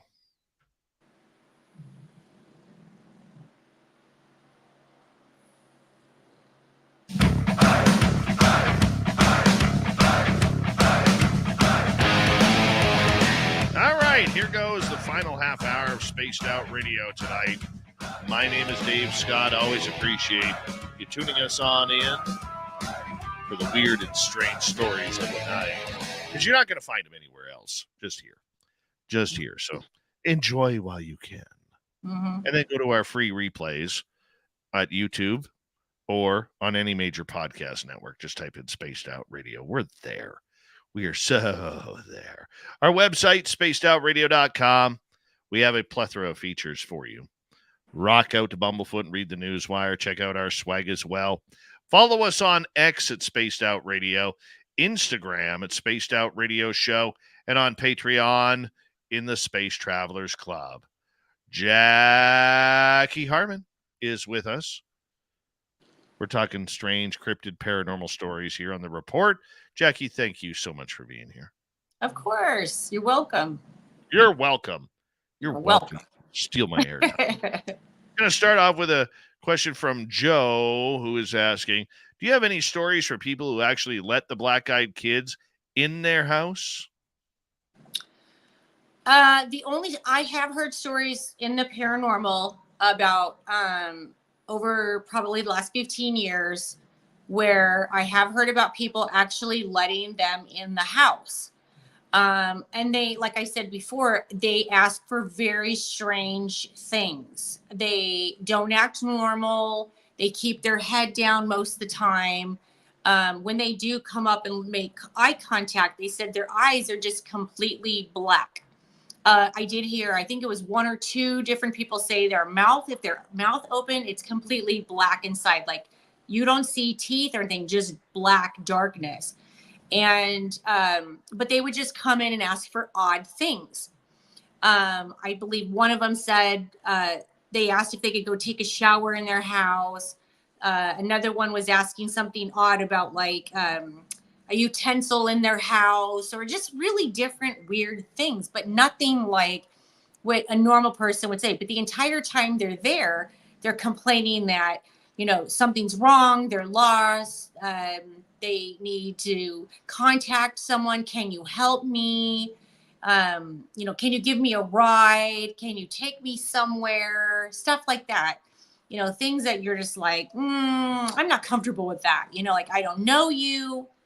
You know, you're odd, you're creepy. But yeah, these are the stories I've heard over the years. So it does make me wonder if, like, you know, these are true stories, or are they just myths we've heard along the way? Are they things people have made up? I don't know. I've never seen one. So it does make me wonder. And where do they come from? You know, like, that's the big question. Like, we wonder a lot, like, where do these cryptids come from? But usually somewhere along the line, we have a place for those. Like, we'll say, okay, this guy's from Florida, or that thing's from the woods, or, you know, these things, nobody knows where they're coming from.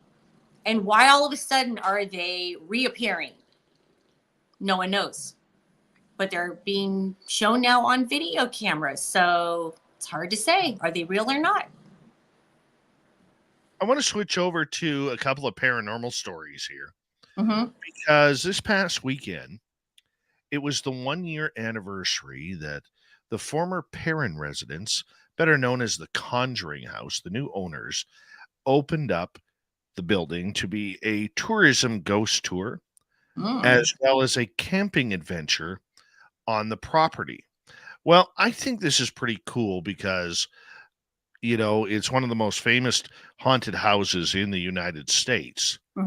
However, there's a lot of people out there who really are against any kind of paranormal tourism. And they have taken their heat over that. And now we don't have the stats for how their first year has been, but I'm just wondering your overall thoughts on these paranormal tourist type locations. Are you for them? Are you against them? Do you think we're working the spirits for entertainment value and pushing them too hard? What do you think? Personally, for me, I actually love the fact that they're doing this. I do think that it gives people an opportunity to go and, you know, be a part of the paranormal. If you're curious about it, then go enjoy these places. I love the fact that they're offering this. I think it's amazing. It's something unique. It's something fun. You can stay overnight. get that experience. If you're, if you've been in the paranormal for 10 years or 10 days or whatever, it doesn't matter if you're there to enjoy yourself or have an experience, then by all means do so. I think it's a wonderful idea. I love it. I like it too. And I'm only saying that because I think for a lot of these places, they are run down, they're decrepit, and they're not usually places that will generate a revenue to keep them alive and going. Yeah. Like I know on the paranormal tour that I do at our local museum, some of the ghosts love it, some of them hate it. But the one thing that we explain to them is this is how we keep a roof over your head. This is how we are able to raise money. These people who we're taking around are paying to have an encounter with you. And whether or not the spirits are actually getting the point or not, or whether they understand, I don't really know. But it has worked. It has been successful. And, sometimes if they don't want to perform, we let them make their own choice. If, we have groups that the spirit will come out and they will be red hot. And then we'll have, the next group will go in there and there's nothing happening. It is dead as a doornail, pun intended. Yeah. Well, I mean, honestly, it's not like the ghosts are like, putting on a show like it's a circus act or anything. I mean, I do get the fact that these are people who have died and passed on. But then you kind of, in a way, you have these characters of, spirits that have moved on. There are some people who move on that are very happy, content. There are some that are very angry. And, those are the ones that do get more aggressive and, you can get an attachment. So, just be careful if you go out there and you know the history, something could possibly happen, protect yourself. But if you're putting yourself out there to do it, then you have to know that you're taking some kind of a risk. This is the paranormal, but 99.9% to 100% of the time, almost, I shouldn't say 100%, but pretty close that's not going to happen. That's like, getting a very aggressive spirit. And I know that we recently had a situation with you, but that was a very, very crazy, angry spirit, I would say, that we already were very aware of. So, and then He knows? was around, by the way. He Do was what? around. This past weekend, we did a private tour. And he was around. He was outside the building. We got him outside the building. And but he was around the building and he was still pissed. Like I went upstairs before our private tour, about 45 minutes before our private tour. I went up into the barn and I just said to him point blank, "You're not pulling this crap. You're not doing this. These people come here to have their time with you guys. And I don't care if you're brand new here or not. We got rules.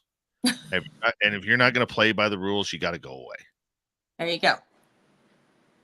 And it was funny because that's the first time I've ever really encountered a spirit that said, you could feel the apology. "I'm sorry." But it was so hollow. You're like, this guy's just pulling it on me. This guy's trying to pull it on me. And like, we knew. So we got him out of the building and, it was just a weird situation. But paranormal tourism is a moneymaker for a lot of areas. Alcatraz does it. Gettysburg does it. Waverly Hills does it. And by God, if I hear one more person talk about Waverly Hills. It's funny that you would mention Alcatraz. I started doing this at a very early age. Way before this was a thing, okay? Way before ghost hunters and ghost adventures. I mean, like way back when. My very first actual real ghost hunting experience was at the age of 14. So you guys have to remember, like, I grew up with my dad in the paranormal. So this was my world from the very beginning for me. So he took me to Alcatraz at the age of 14 for my birthday, and we actually investigated there. So like that, I'm talking, that was way back. Okay. So this was like before anybody had, you know, anything going on in the paranormal world, like way back.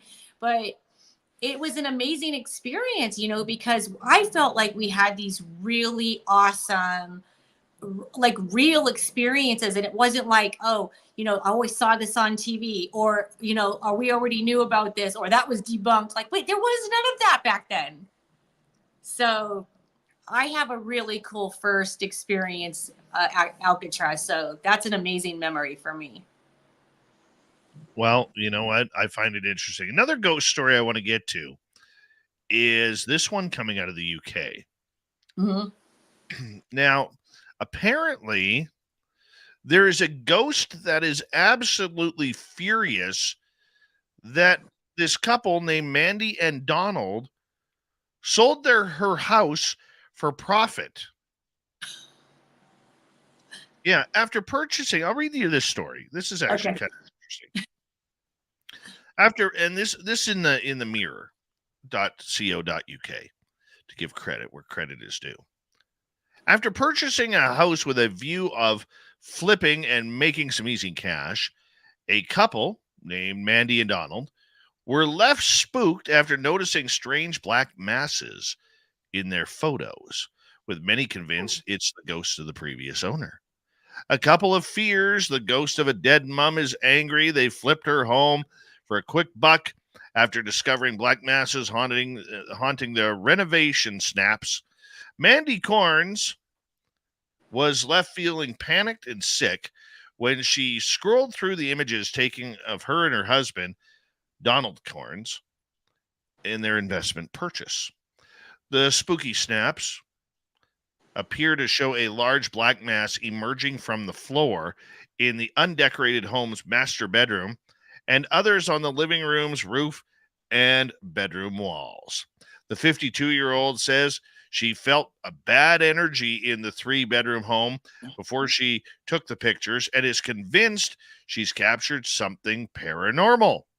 The scared customer service worker, who usually helps Donald with their renovation projects, admits she only visited the property 3 times in the 6 months they worked on it. Mandy has wondered if a ghost was annoyed they bought the home for £25,000 or $30,000, with a vision of spending around another 30 grand to renovate it and sell it for a quick profit. She posted the pictures on Facebook back in February, as they've bothered her ever since they were taken in 2017, and admits she regrets ever seeing them. Many on social media users were quick to agree that they get a panicked feeling when looking at the spooky photos. Mandy, who claims a mum died in the home, has brushed off the claims the dark masses are a mobile phone fault, as images from elsewhere in the house do not contain them. Yeah, Mandy from Madison, North Carolina said, I was snapping photos of every room, so when I got home and looked at them, I thought, oh my God, I had chills from head to toe and got a panicked and sick feeling. The one coming out of the floor was so intensely dark that I knew it was paranormal. As soon as I stepped foot in that house, I didn't have a good feeling. I felt I had bad energy there. I wondered if the ghost was angry at us for flipping the house and making a quick buck, but I'm not sure. I'd rarely go there to help Donald work because I could just feel it. I'd avoid going in to help. He laughed it up and thought it was something wrong with the cell phone, but the pictures were fine in other places and in the hallway. I held on to these photos, and they've always bothered me, so I posted it because I wanted to get some validation. I'm glad I posted it, but I wish I'd never saw the photos in the first place. So the question is the mom pissed off that her house is up for sale, or is it because these people didn't ask permission? Wow. You know, I mean, I don't know. Do what? Both. Arne says both. It's weird because I have heard over the years so many times when people start renovating that's when all of the activity will start. So there could be families living there prior who had nothing. And then you walk in and then you want to like tear down walls, and the person that had passed on isn't happy about what you're doing. And their energy is still there. So, that activity starts to pick up. So, I mean, yeah, it's probably both. I would say just my feeling of it all is that it's more that they didn't ask permission to renovate.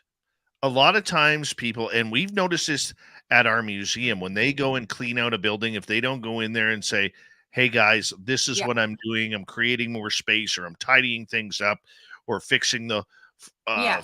holes in the wall or the floorboards or whatever, they are trying to hold off a sneeze here for some reason. Oh, there we go. That all of a sudden that activity gets a little bit rowdy, shall we say. Mm-hmm. And usually it doesn't attack the people who are doing it, but the next people who come in and are unprepared and unknowing of what happened, that's when they seem to get the ghostly punch to the face. Mm-hmm. And that's my feeling in reading that story, because, for a lot of people, when you're doing renovations, even if your house isn't haunted, you Mhm. don't really know if it is or not. You don't know if there's a lurking spirit that's just been sitting in the corner, waiting there for years, minding their own business. And then all of a sudden you decide to paint the walls the color puce, and they hate the color puce. And next thing you know, you've got poltergeist activity happening. Seriously. Yeah. Well, it's I actually lived in a house that I'm actually starting to write a book about. I've been trying to come up with like the time and the stories of what I actually want to do for years. But we had a lot of very weird things happening, and it's very interesting because I don't know if I said it as a joke or if it came out of my mouth because I'm, paranormal related, or if I just, absolutely did wonder. But the very first thing I ever asked the person that lived there, I walked in the house, I met her, and the very first thing out of my mouth was, is this house haunted? And she kind of like stood back for a second, looked at me, and goes, no. And I go, okay, well, I'm just curious. I'm just asking. And lo and behold, from day one of the night we lived there, we had paranormal activity for every single day for 4 years. So, I don't know if she just didn't want me to know or if it didn't happen to her and it was waiting for us. I don't know. And plus, I really do think it's more me than the house. I've kind of learned that over the years. So it could be that. It's you. Let's just be honest. It is me. Let's just be honest. The ghost is jealous of your beautiful looks and your long, dirty, blonde, brown hair. The ghost is like, what is going on here? We got to put an end to this Jackie Harmon crap going on. They don't want any more of it. But seriously, what is your advice to people who are maybe about to renovate or do a spring cleaning on their home? I mean, if you're going to be doing anything, cleaning wise or renovating wise, and you do, have some kind of connection to the paranormal, or, if you don't even believe in that, hey, maybe just, if it might make you feel comfortable, maybe just let them know what you're going to be doing. Let them be aware of what you're going to be doing. Like, I mean, I talk to my house like it's a living thing. And my kids are so used to that. I actually hear my kids sometimes talking to the house, but we've had activity and my kids have had activity now their whole lives. So it's something that I think they're very familiar with. We're very big on saging the house when we first move in, cleansing the house. We're big on, keeping windows and doors opening and letting fresh air flow through. Very, feng shui style. I mean, I know that's not for everybody, but for me in the paranormal, I feel like it gives me kind of a grounding and a peace within my home. And the spirits are happier, I feel like, because I'm being respectful of anybody that may have been there before me. So, I might have some different ways of doing things, but that's okay. It's something that I feel like is respectful to the spirits that may be there now or may have been there before. But yeah, I kind of do. I do talk to them, and I do let them know things that were going to be changing. Absolutely. You have to keep in touch with them, because that's just Absolutely. something that you need to do in order to keep the peace. Yeah. Because Jackie, we're getting to that point of the show where we got to get ready to say goodnight to you, and we very much appreciate once again you coming on the Cryptid Report with the Jack Sereno and Ane in the back. At Ane's house in Arizona. That's right. So do me a favor. You got 10 seconds. Tell everybody where they can find you. If you want to come join me on Facebook, go to Jackie Harmon, JACQUE. Perfect. All right, we say goodnight to Jackie and hello to Mr. Ron Bumblefoot Thal. Rocking in the background with Little Brothers watching. Bumblefoot is the official music of Spaced Out Radio. Rocking us in and out of every single show. Get your horns up for the guitar god himself. Special thanks to everybody listening in at home, at work, in your cars, wherever you may be. Thank you to everyone in our chat rooms tonight. YouTube, Twitch, LGAP, Facebook, Spreaker, LinkedIn, Space Travelers Club, and on X.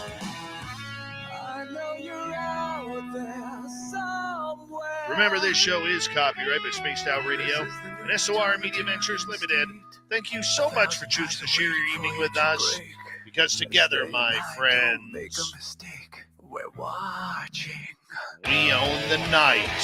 Mr. Bumblefoot, we need a favor. We need you to take us home.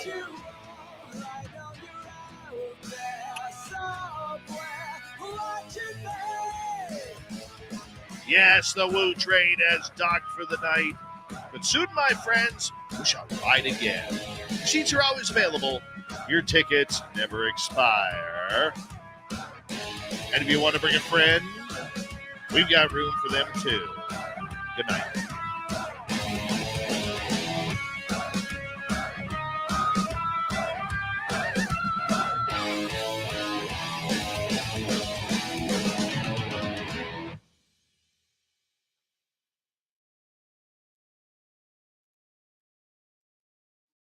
All right, we are clear.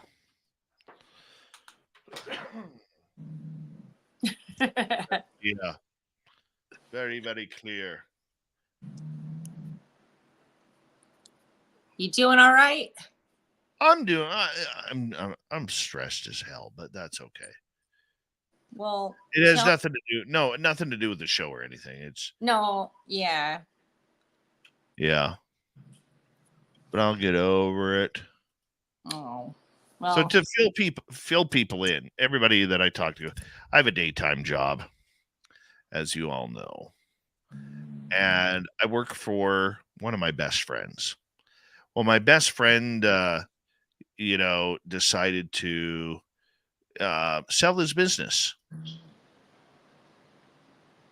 And I don't blame him. When somebody comes with a really out of nowhere and comes with a really, really, really, really, really big check with lots of zeros on the end, I don't blame him. The unfortunate part about it is he has to separate friendship from business. And now I don't know what's going to happen. So I'm a little on edge right now for the next couple of weeks to try and see what goes on. And in my business, there's it's not standard, but it's often enough that after 3 months, usually management gets flipped, Mm-hmm. right? Or pay plans get changed, or positions get changed, and all of this kind of stuff. So I'm looking at it as something like, like I was saying to my boss, my buddy today. I actually got emotional with it because I'm an emotional guy. Mm-hmm. And I said to him, I said, what sucks is, you know, literally like every day, like even though I would do the radio show, I would still be pumped up to go to work, get out, like get less sleep, but go to work in the morning because how many people get to say they work with their best friend, you know?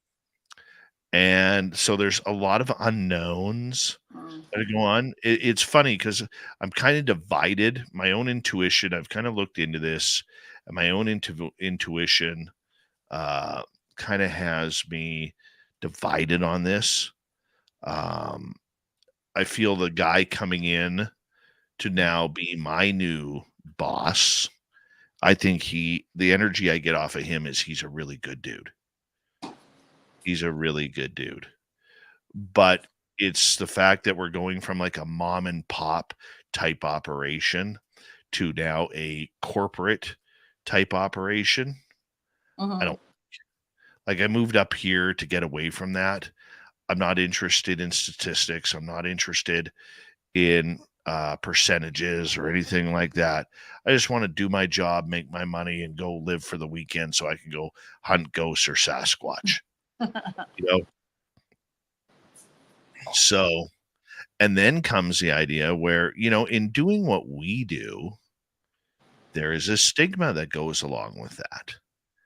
And usually when they find out, there's a lot of people out there who don't want people like us to be involved in their businesses. So you worry about that. There's a lot that, like I said, there's a lot that kind of goes on with that. And so I'm a little, I'm not going to lie, I'm a little bit, on edge right now. Good news is I had somebody, my chiropractic friend, Dr. Phil, work on that a little bit to alleviate my anxiety, which I'm feeling much better today, but I don't blame my friend for selling. Not at all. Not at all. I would, and I've told him many a time, I said, dude, if I won the lottery tomorrow, I'd literally you're my best friend, but I would literally give you an hour's notice that I'm gone. Right? Because I'm literally hopping I'm going down to cash my check, and I'm literally hopping on a plane and and changing my phone number and getting the hell out of Dodge before I start getting harassed. So that's the way it is. Very So, yeah, it's a stressful time. It's a stressful time, and we'll see how it plays out. Yeah. Yeah. And you have to make a decision of what's right for you. Oh yeah, absolutely. And that's what I told him. I said, I said, well, what? So what do you? I said, I'm getting to the point now where I've been doing my job for 17 years. I'm really hoping this transition is easy, so that way I don't have to be concerned, shall we say. So let me check something here. With your host. Good. So I think I'm reading the situation correctly.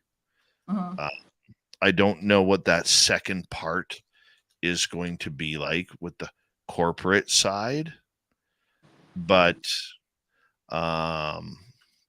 You know, when you live in a small town like I do, Mm-hmm. you're very much pigeonholed for positions. And so that becomes a very, very tough thing to do. Because, like I said, when you're pigeonholed for positions, that means there's not a lot of positions out there, and usually you have to move out of town, and I ain't moving. Yeah. But the other good part about it is too, is I promised my boss I would give these guys 3 to 6 months. And if they cut me loose before that, or I decide that maybe it's just not a proper fit for me, Yeah. he said that he would look at potentially backing me on a business, that we'll go into business together. So, and do That's something else. So there is that. But I don't want to abuse that situation, but yeah. Agreed. I actually have a question for you about that. You had mentioned that, maybe you're a little leery to tell them, or are you saying that you've already mentioned something and maybe they're not comfortable with it? Like, oh which, no, I know my boss has told because I asked my boss, I said, Mhm. when you're talking about me, did you tell them I'm a weirdo? And I said, because I'm very proud to be a weirdo. Mhm. I like being the town weirdo. I like walking into stores in our little town and people are like, hey, there's the ghost guy, or there's the Bigfoot guy. I Yeah. like that. It's fun. Not everybody gets titled like that, I'd say you're a rock star, not a weirdo. I prefer weirdo. I do. I don't qualify for rock star. Oh, come on. No, that's Mr. Bumblefoot. No, but I know that he has brought up the conversation and they found it interesting. Okay. Um, it's it's going to it's going to be interesting to see how it plays out. Mhm. Because they can't tell me to stop the show, Oh, right? no. Come on. Because I'm doing it on my time, and little do they know that I don't talk radio during the day. Like, Yeah. I'm there to do a job, and I'm going to do it as professionally Exactly. as I can. But like I said, we'll see. Yeah. I mean, what are they afraid of? That you're going to talk about Bigfoot when you're at work? I mean, what are Well, I you going do. I talk about Bigfoot every day at work. Yeah. to do? Why not? I would. You know what? I have made more deals happen in my career at my store, and more things happen by talking Bigfoot and ghosts and everything than I have with not. And that's being Yeah. truthful. Yeah. Yeah. So, I yeah. would. I'm more interested. Yeah. Who doesn't like a good story? I mean, how are they going to react to me running the ghost tour?